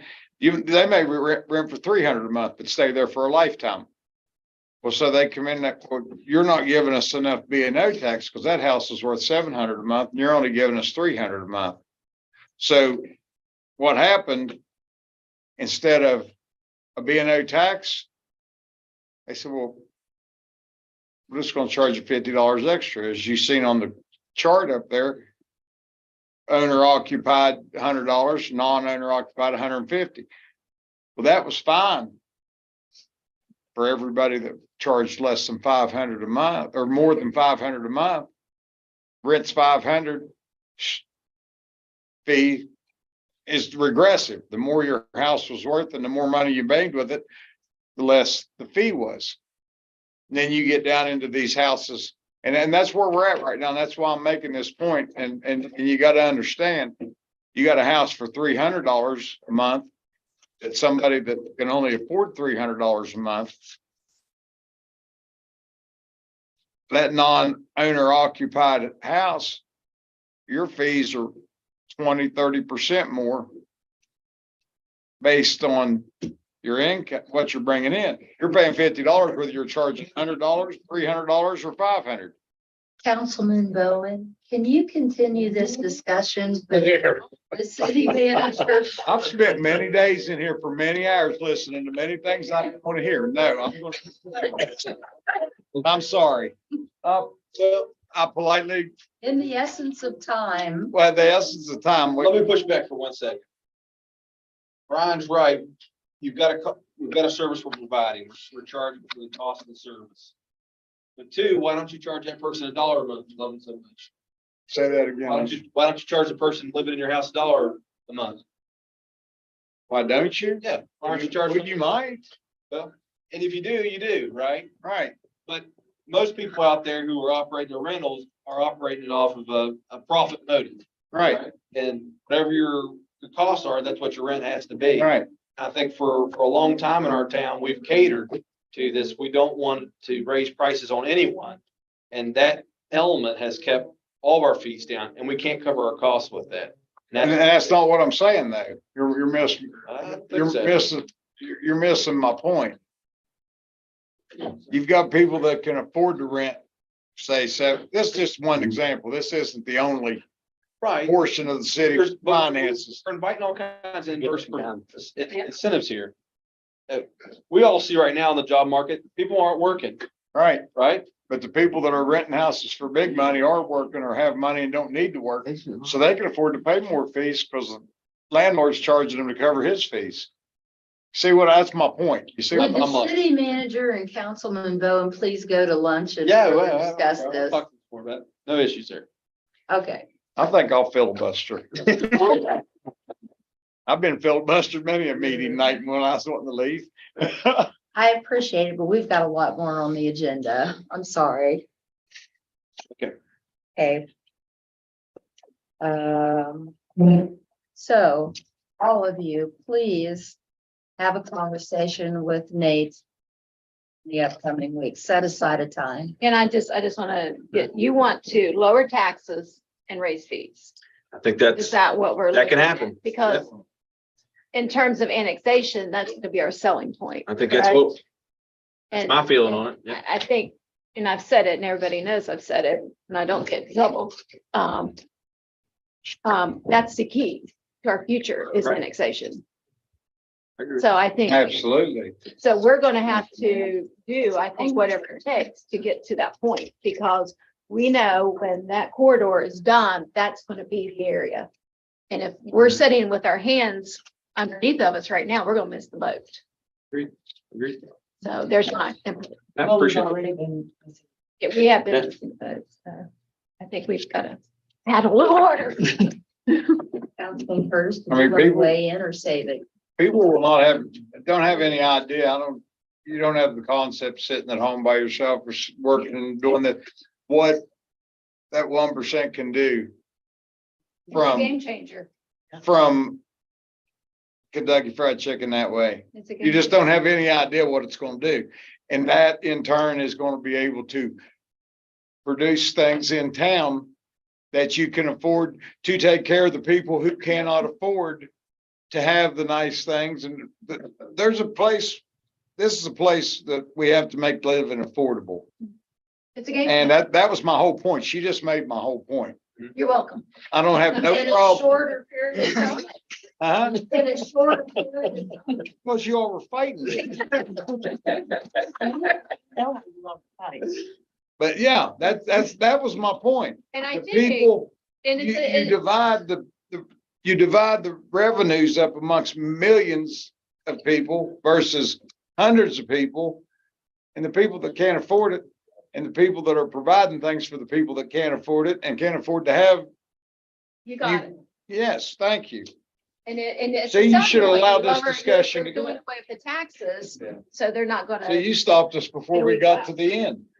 We let Debbie finish. Yeah, you let Debbie. That's because I bake cookies. Okay. One element I didn't put in my presentation, forgot to mention, Bridgeport does offer an exemption from their fire fee for hardship, for poverty cases. And they use the federal poverty metrics. They completely exempt you if you're under that metric. I think at this point, Susie has broken up kneecaps, so I like to say around here, that everybody's comfortable paying $100. And I don't think we should go lower than that threshold. Everybody should have skin in the game.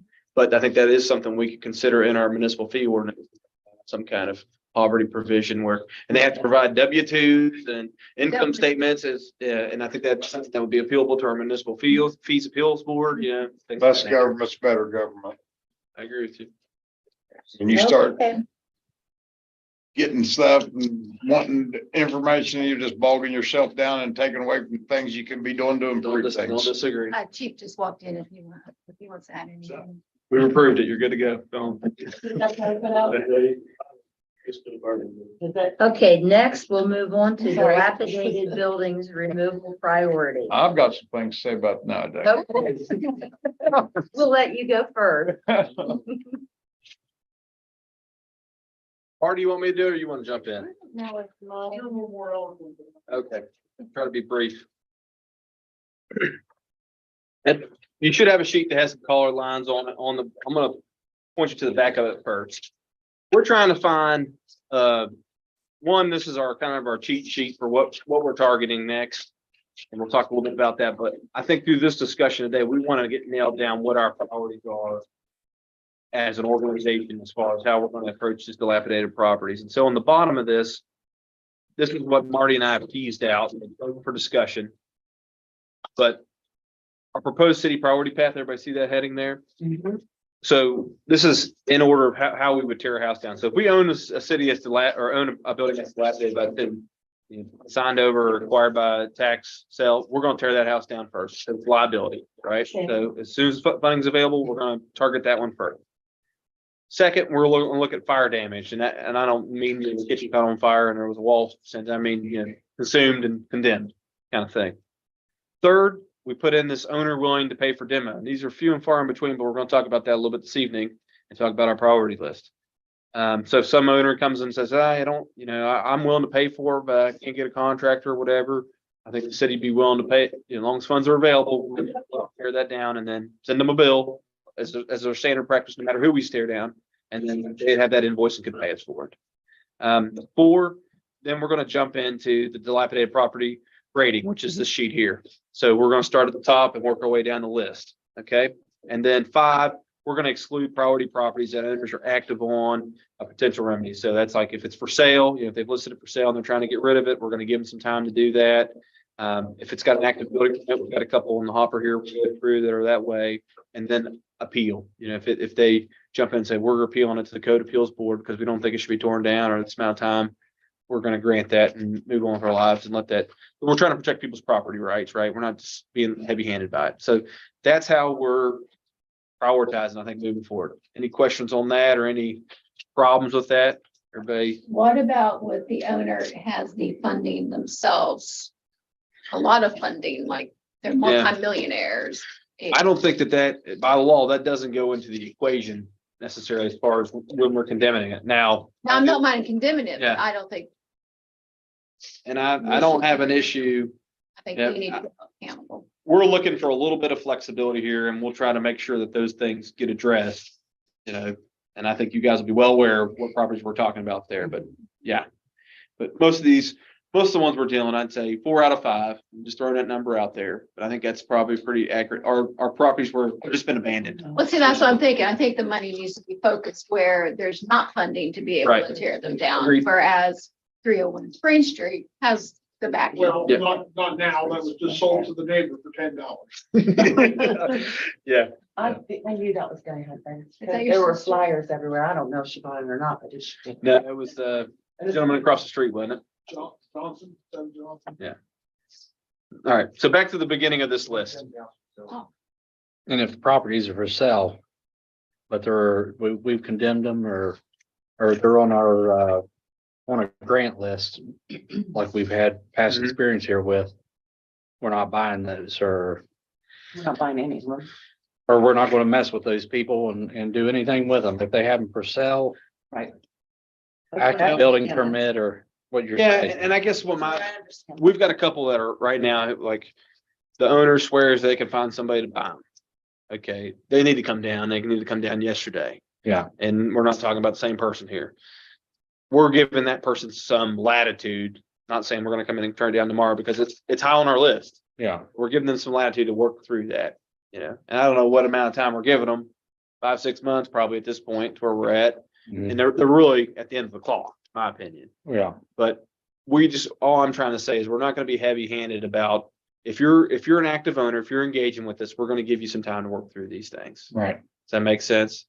But I think in this, or down here, we're talking about on High Street, those are questionable, in my opinion. I mean, I think I've made my feelings known on it that we've got, in the old system, it was very easy for people to trade on these dilapidated properties and flip them and do all kinds of crazy stuff. And then you're chasing those people all around the country, trying to give them notice and everything else. My feeling is we should try to intercept them as much as possible and use resources within reason, Mhm. cut that process off. With the way the tax law has been changed, I think that instead of paying thousands of dollars for being held ransom essentially by those cases, we can get those for their back taxes, which is hundreds to minimal thousands of dollars from the tax sale process. And so that would be my suggestion. If we're going to buy a property, is to buy it from the tax sale process and get that off out of the rolls and get it torn down and then Mhm. redone. I will say one thing here on the owner willing to pay, I would get at least 50% up front And it's on that. not a bad idea. So we're going to talk about that because we're trying to figure out. Marty's got an ad in the paper tomorrow to say, hey, we're advertising. We were rebidding some of these and we haven't advertised which properties we're tearing down. We're just saying we're tearing them down. So we've got till tomorrow to figure out what addresses we're tearing down. So looking at our priority list on top up here with the green line, we've already approved 10 North River. We held our breath on that one, hoping we get a grant. Didn't get that. Our reason was we'd already gotten money from DEP, so they were spreading that money around to other entities that hadn't gotten that. So it took way too long to tell us that, but Can I ask one that was the question? answer we got. Did you say you already applied for the second round of funding or did Our you name's tell us? in the hat for it yet. Okay. They haven't had the application process yet. So you You just put the name in a hat, like intent. We had to do a survey, and that was their signal that we want to apply for grant funding in this upcoming cycle. Okay, Through DEP. And this North River that you applied for a grant, do you guys have the information on that where you applied for the grant? Like, have we gotten, yeah, this is the DEP money that we've already been awarded. We've signed that grant agreement and everything. Marty is sent off. We had to do some other clearinghouse because it wasn't on our original program. Marty sent that off last week as soon as we got notice. So I think it's a couple week process, you thought, and we'd be ready to I've go. already got the ship open. Yeah. But I have. Just sword preservation. Yeah, I mean, if tonight we get the, 210's a target, then I have. All it is, we've done approved it. Yeah. We need to move on it. But we've got to get the approval from the grant agency that they've accepted it in our project in order for us to be able to use the funds. so you did an amendment to your grant. Essentially. I have, To- budget modification. Yeah.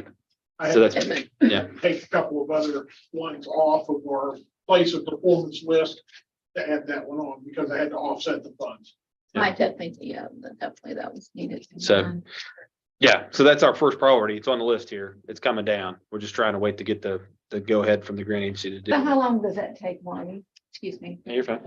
Probably 2 or 3 weeks Okay, so we're looking May now, probably for 210. for that one, yeah. So who was the agency or who did you apply with for the 210 North River?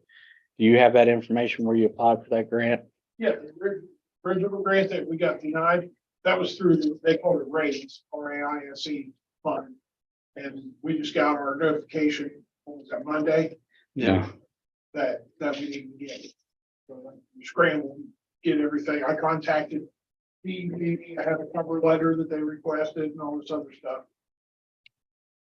To resubmit to DEP instead. I had to delete 2 other houses off of our original list. All right, so this one is now going to be the DEP grant. Yep. Which is under grant we have. Okay, which is the 300,000, right? Mhm. So on this list, we've got some cost estimates on the right. We've got our priorities here and those add up to 295 on the back. We're just trying to piece it together. So that one's priority. The next on the list was Donlin Heights, which is up there between Cliff Street and I guess 19 North. Yeah. It's kind of an unknown spot. Is That- that the one that caught on fire? Yep. Okay. And so the owner's attempting to sell. And understand that we're estimating these costs. They come in lower. We may go back and try to do some of these higher priority ones and work through the ownership problems while we're tearing these things down. And if we can shake one of them loose, we'll tear those down as well. We have the available funds. So Donald Heights is not a priority then. Right, It's for sale. It's our second, yeah, because the owner's trying to sell it and she's listed it and stuff like that. Okay. So So- we're just giving her that It's latitude. not a priority. Can I ask a Okay. question? Did that have insurance on it? No. Not that we, Okay. yep. 303 Main, that's by the Kitson. That's the one I sent you. Yeah, The right. lady at the elimination dinner was complaining. Now that one is like almost all the way down. Yep. So Yeah. my question is, why is it 25,000? We just, these are just estimates. Those are just. Yeah, we haven't got the bid price on it. It's already. Right, but when there's collapse like that, you gotta, most of the time, the state makes you treat them as all asbestos because you can't get in there and inspect the windows for their asbestos and stuff like that. Low number. Yeah, I don't yeah, think there's any windows. Yeah. We'll see. Like I said, we're just kind of holding places here and trying to work, we'll get these prices and we, get our bids, but we still won't have the tipping fees until they're done, how much tonnage is in, it. So Oh, let's try to work through them. 324 Broad Street, so that one has a building permit, you see that, 375 West Second Street. This is one that has no errors, so we've, which one's 320? I have to pull the pictures up. Which one's 320? That's the 2-story blue one. That's On Broad right Street. across on Broad Street or right across from the bridge. no, 324 Broad Street. Yeah, It's a 2-story blue one that the mail is here. Okay, wait a minute. it's like an old farmhouse looking thing.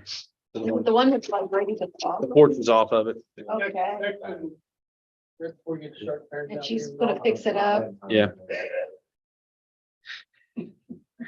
She has a building permit. Yeah. Okay. And what's her budget? She's a main cabin builder. Not much.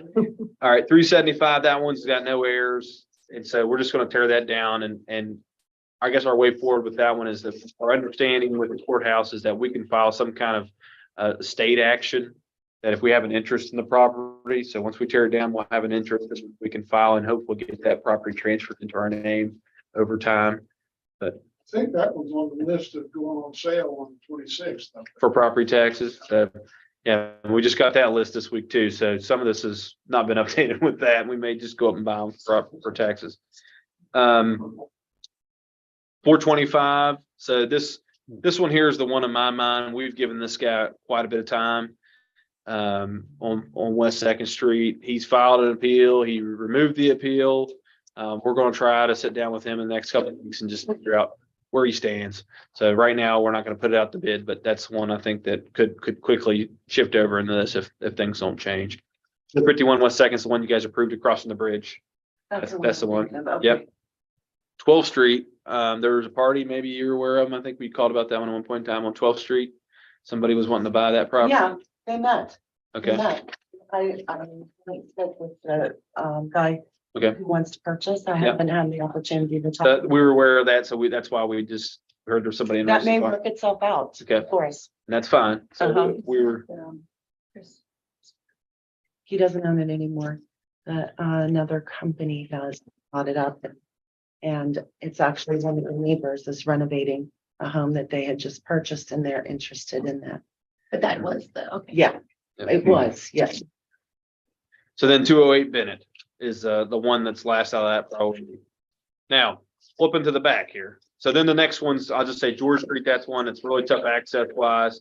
And then I guess Edward and Henry Street, to me, those are all one project at some point up there. It's one big loop and they're already, some of them are already down on the ground. So when we go up there, we'll probably try to do that all at one time. Now on the back here are the ones that, well, 232 High Street, this guy has indicated that he's going to sign. So we're going to go ahead and bid that out. He's a truck driver, so we're just setting up the time with him where he's in and he'll sign it over. So that's why we're going to bid it out. These four yellow ones are the Eric Skinner properties that we've talked about numerous times now. And so our most recent update on that is that Mr. Skinner has signed basically a waiver of his appeal to allow us to come into the property and tear those structures down with the indication that he is going to pay us back for the properties. I'll be the first to say to you that waiver doesn't have any teeth that requires him to pay us back for those properties. So I think there's a risk there that we go in there and tear those down, that he may not pay us back. And there's nothing guaranteed there.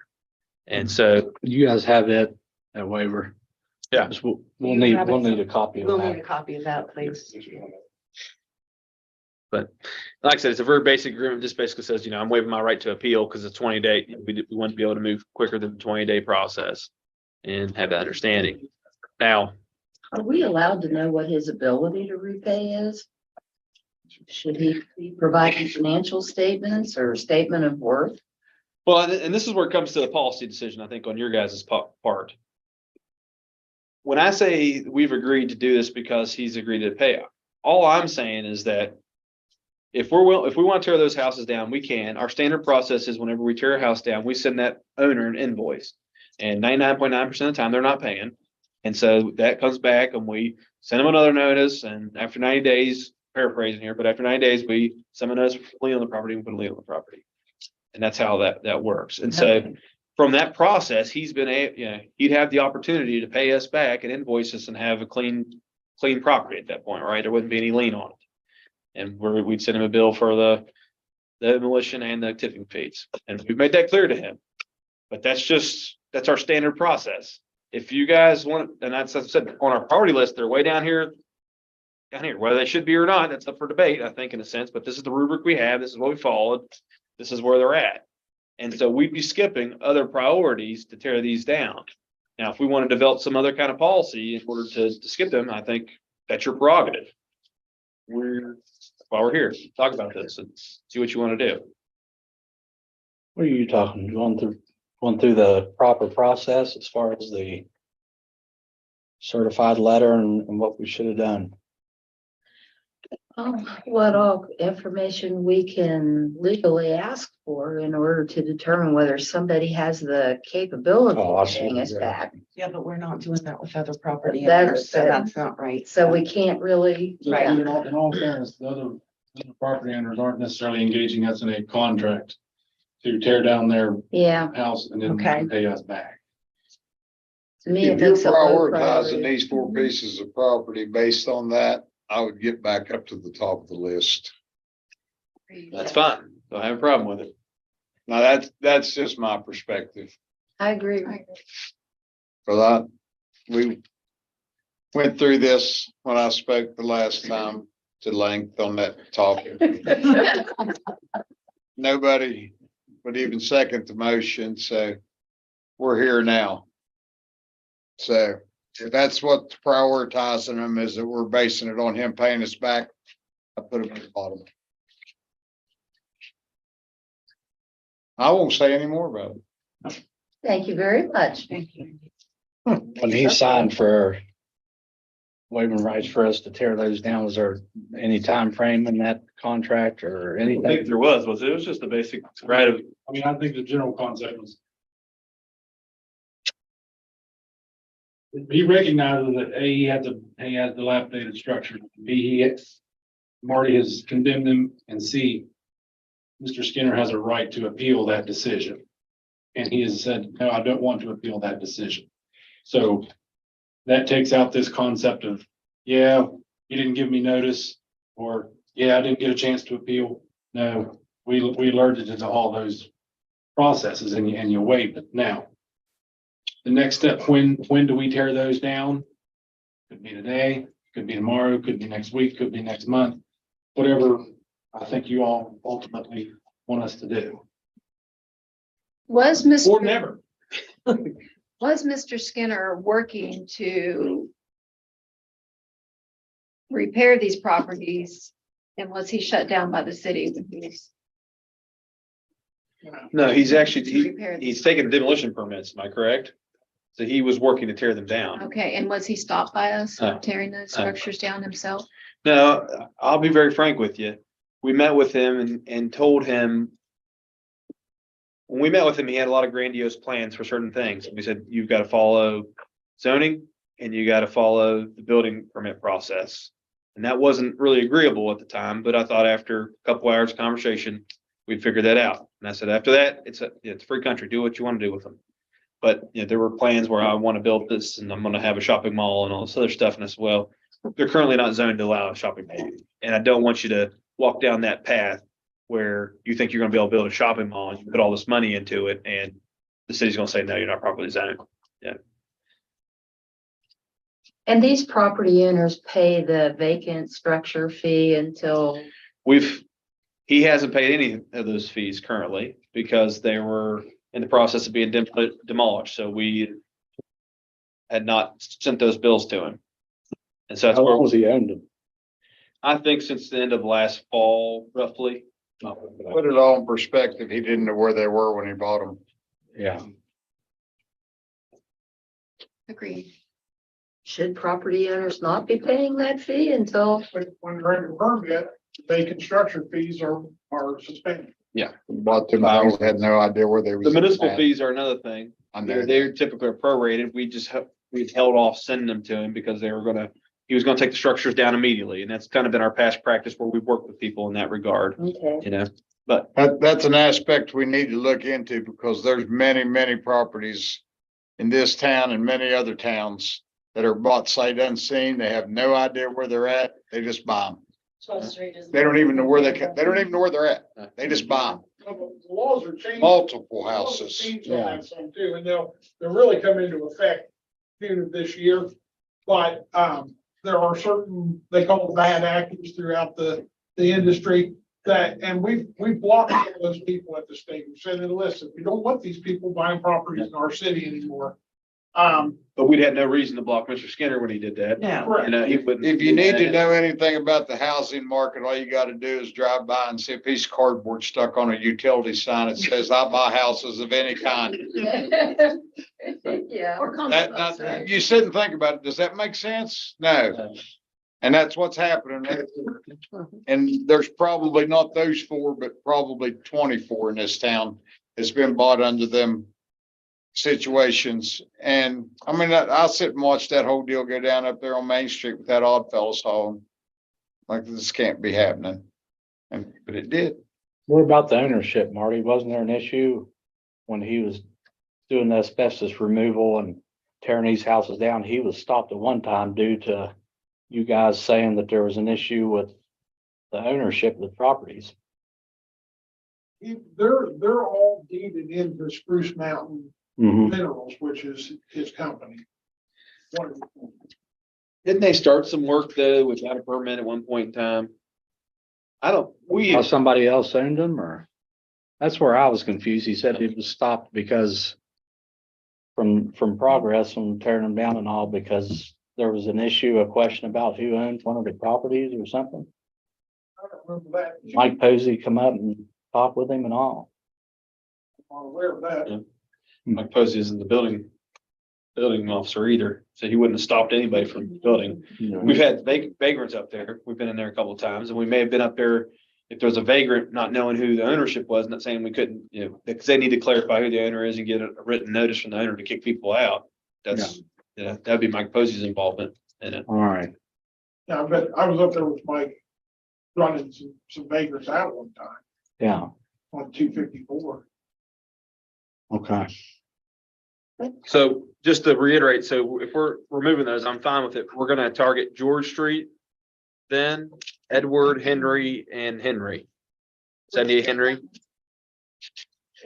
Kind of like the 303 Main, it's collapsed, just mainly needs cleaned up. Zacchaeus problem. Zacchaeus. Yep.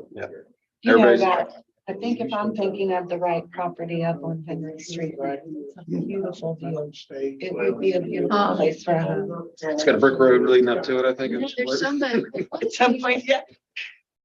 one of these, I think 848 Terrace, they're taking that down. I drive by that every morning. Okay, or 844 Terrace. 848 Terrace, I'm pretty sure. Okay, Let yeah. me go back to my pictures, but they. 848 Terrace coming down. Yeah, Okay. Yeah, he's doing it, mainly all by himself. Yeah. but- Yeah. I Yeah. drive by there every day and it's coming down. Great. So that one can probably come off. And that's fine, and we'll try to keep this up to date. 848. 848. I know, I got it now. I can hear better. I have my glasses on. All right. All in agreement, right? Yeah. Unless you need a vote. I think at some point you guys should ratify our We're all in agreement process, and the greens come down first. Understood. And I, if I'm not mistaken, what's the spring one? What's the tax number? 303. He's been working on that one too. He put windows on the side of it. I noticed that this week. Can Brian put together, I don't know how we have to do this for our next regular meeting, a rubric for determining the priority of tear downs? I mean, similar, but a little more concrete than what you've got. I think so. I mean, to me, I would just maybe pass a resolution or something like that, and we'll put our steps in it. Does that sound Yeah, enough? can you do that for the next meeting? Hey, Yes. on the 210, you guys are talking about waiting since you had to add it. Mhm. If they're to start on it and this 451, can that money be reimbursed? If we use regular funds until, well, we have the grant money already, right? We've done received. The grant money's sitting out there with the state, Yeah, authorize us to be reimbursed for money. So the way the process. that's right. You works, told me that. we'll tear it down, we'll pay the contractor, we'll send those slips in that we paid the contractor and invoice them.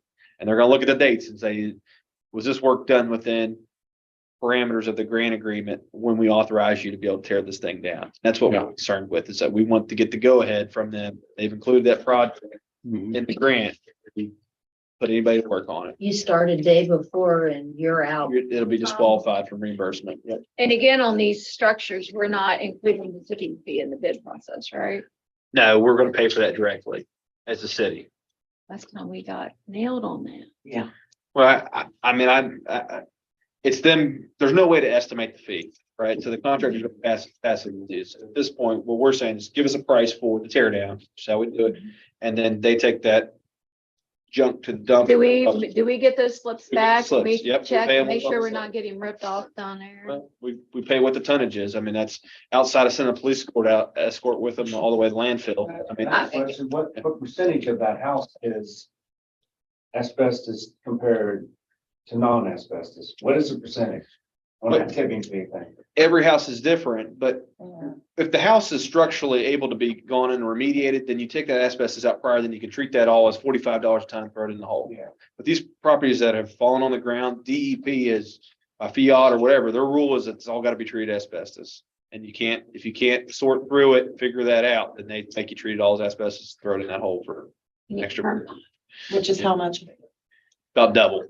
Yeah, Yeah. it is. a double. It's cheaper. It all goes the same hole. It does. It It's does. ridiculous. It's ridiculous. We need a burn pile. It's cheaper for us to pay the tipping fees. If we let the contractor pay the tipping fees, they're probably gonna add 10, Okay. 15% to it before they do it. One of, without giving a name, but one possible bidder has their own salvage or refuge. Am I correct on that? Is it taken there? Is there, is that There's- cost included in that bid? Our bid package says that it all goes to bid. Yeah.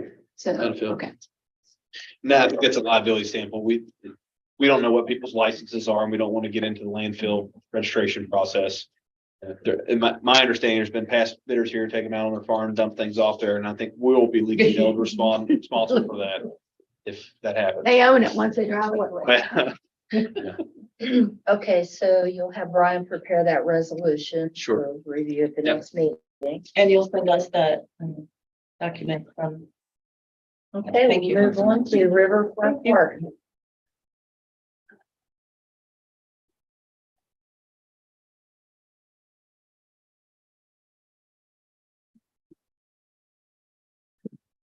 I think what we're driving at this evening is we want an idea. We've still got a lot of pre-work to do here as far as the grant agreement and environmental review and things like that we've got to figure out, and get a beat on. So we're not ready to move necessarily tonight for anything.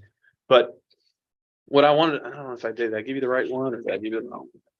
Okay, no, I was making it. So this one that has the Weston logo on top of it. The first one was Thrasher's estimate. When we submitted for the grant, the mayor and I got together and put together this estimate for increased costs for inflation. And if you look at our construction, that doesn't include any engineering or anything like that, 849,000. We got a grant for 850. And so our general assumption is that if we wanted to do this concept plan, use Thrasher's numbers adjusted by Nate for inflation, we would not have enough money to do this. And To do this. yeah, and take that for what it's worth. I don't know if that's, it was what it is what it is. And It's not a bad concept and if it's, to start with. and I mean, and our experience with Thrasher has not been where we've ever came in under budget, what they've predicted. So I think the mayor and I's thought process is that let's use a portion of ARPA to cover our upfront design cost for this project. And I'm thinking $100,000 is what I'm thinking, is to use that for the initial design and work through the engineering of getting our design put together so that we can keep $850,000 for construction. With the hope that will get us a nice product at the end, that we'll have plenty of money to do and have something good. My fear is that if we use our entire grant for including engineering costs, we're going to get large portions of our construction ate up by those fees. So we'll wanted to run that by you and see if that was an amenable strategy to you all. Then secondly, I sent you that link on the Whitewater Park. I know we had a little bit of discussion about it and at the last meeting. And I guess my thought with this is that this concept plan really is just fixing the top of the hillside, right? This putting a new parking lot in, putting some trees in, maybe putting a playground or some features of that nature. But that whole corridor needs some kind of improvement. You stand on the bridge, you look down through there, you see our exposed utility pipe, you see drains, going in the river and all the other things. And so I think with my intention with the Whitewater thing was to have somebody come in there and it wouldn't just be a Whitewater analysis. It would be someone that would come in and do what they call a reach study. And that's where they look up and down that river to see, what, like Marty said in the email today, what are your flood conditions going to look like if you change this feature? Can you take your banks and peel them back where you can have landing spots and have flat spots for people to stand, to have a walking trail along the river. Somebody's got to look at that before you ever design anything, to be able to say what you can and can't do. And that was my intention with the whitewater proposal. And I'd like to see if, can we rechannelize this channel and make it something that people can put a kayak in and have a little bit of fun running down the river on.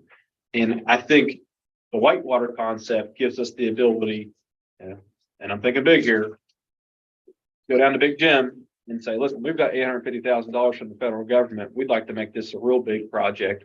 What other stakeholders can we drag into this? And so we've had that conversation numerous times with engineers from CEC who feel that this is the kind of project that would go bonkers for the people that they talk to, and Tourism has been notified. and tourism knows about it. And so I think in order to be able to sell that, we've got to invest a little bit up front to have those concepts and things of that nature developed, if we want to go that route. And so that's what we're here to discuss, to see if there's an interest, I guess, a will to do that and invest those funds. Well, Huntington got $73 million just to put green down the road. Yeah. It's crazy. It's absolutely crazy. All right, so you're saying we need 100,000 ARPA money to the sanitary board. We want 100,000 to this. What's that gonna leave us in the end? We've got 636 right now. So that leaves you 400 some left.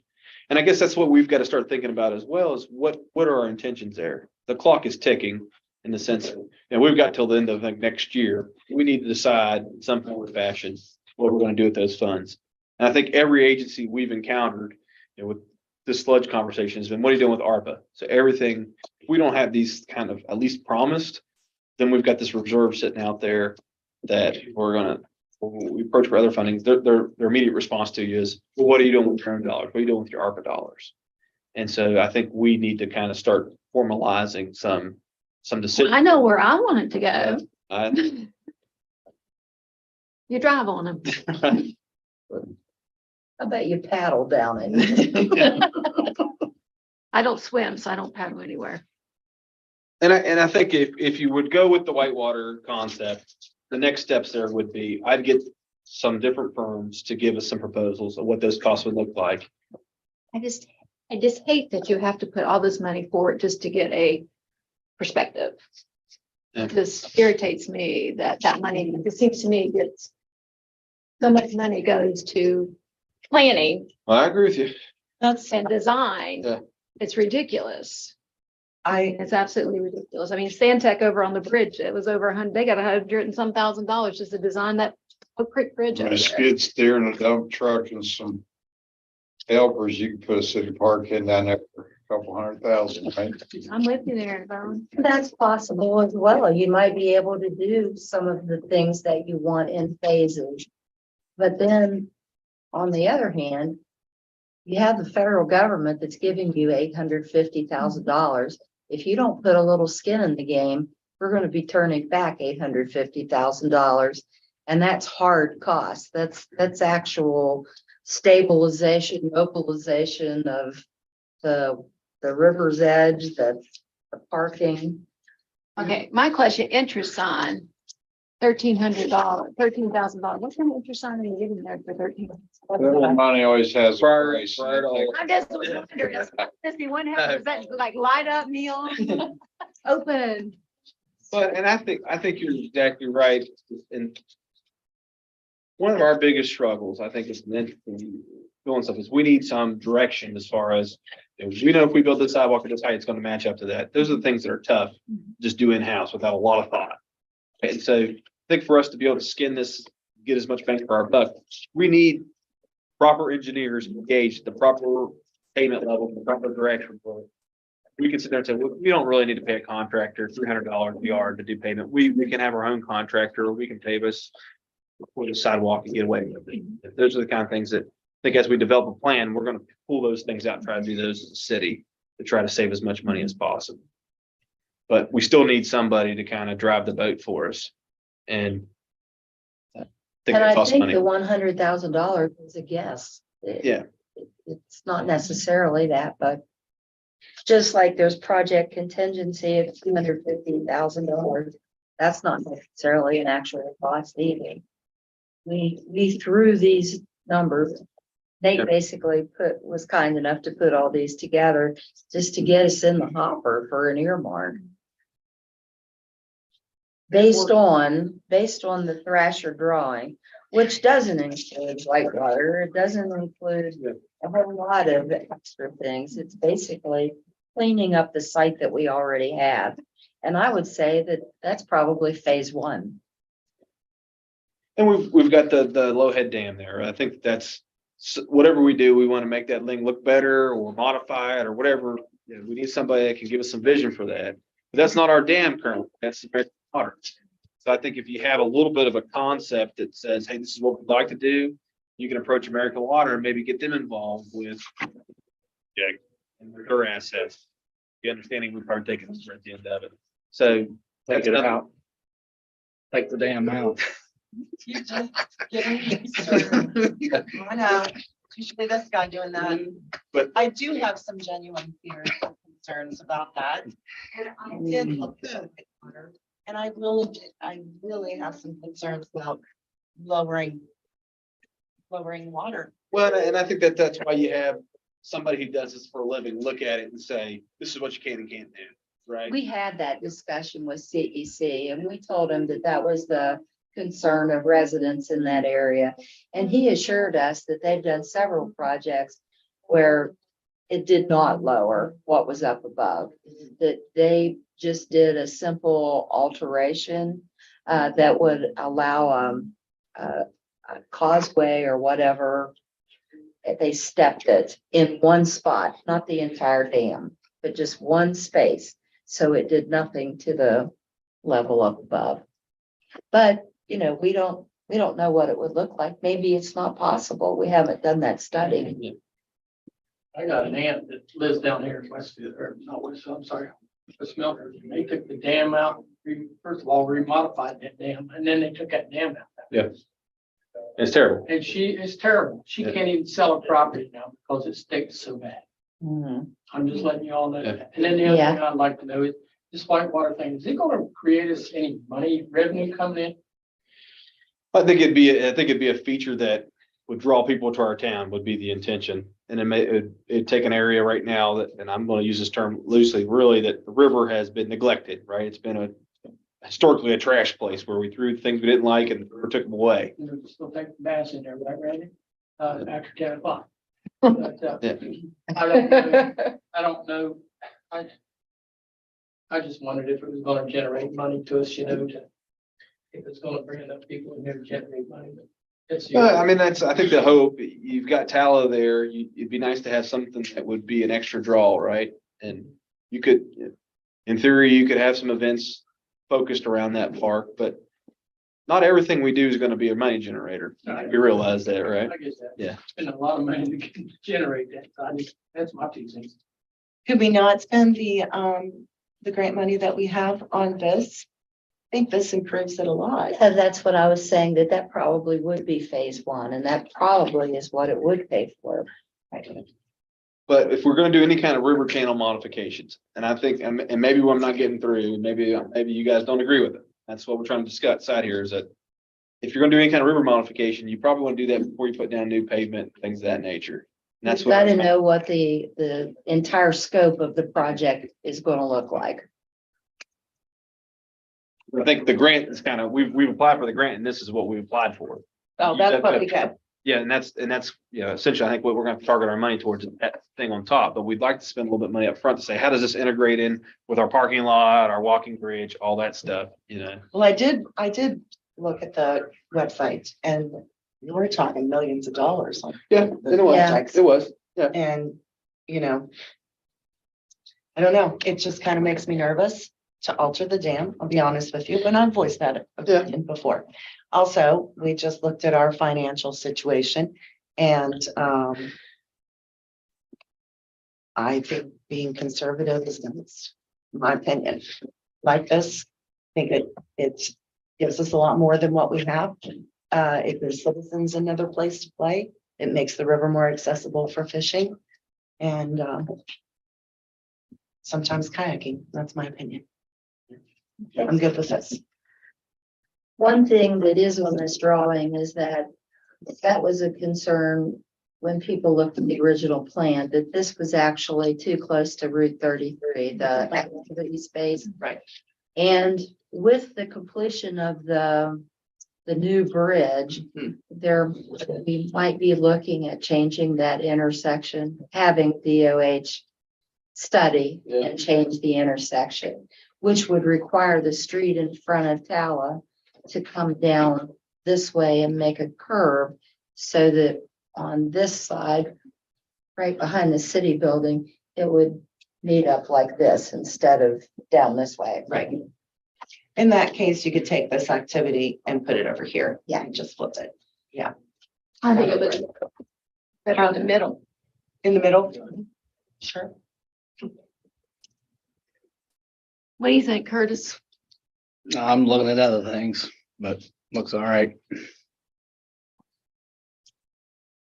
Randy? You don't want to know what I think. Oh, come on, man. You only have a few more meetings with us. Come on. You want to know? Yeah, Okay, I'll tell you exactly what I think. We spent just as much time talking about something that we don't even have. It means nothing really compared to the fact that I was trying to discuss how we were going to finance our city and finance it fairly. So there's where I feel on this project and this discussion. I won't waste any more of your time. thank you, Councilman Bowen.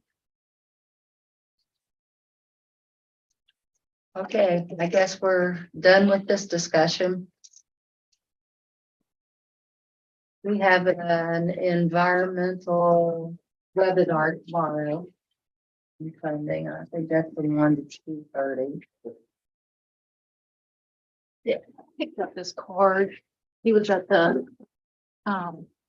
Texas Roadhouse one night, and if you'd like to possibly your art festival. You heard of me? And next, Nate, would you like to move into executive session Yeah, I think so. I think that's best. That's my request. to discuss personnel? See if we can do related. I moved. I'm gonna let everybody else go home if that's okay. I'll second. Okay, it's been moved and second to enter executive session to discuss personnel. All in favor, say aye. Aye. Opposed? Motion carries. Hey Judy, you got some lumber you want to? Yeah, somebody said you had some lumber you want to haul off. No, it ain't you. Never mind it.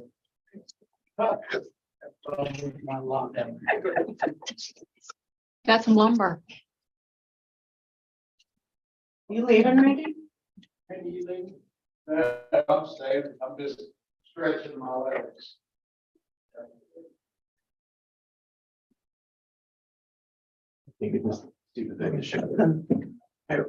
That siren going off just reminded me that we might have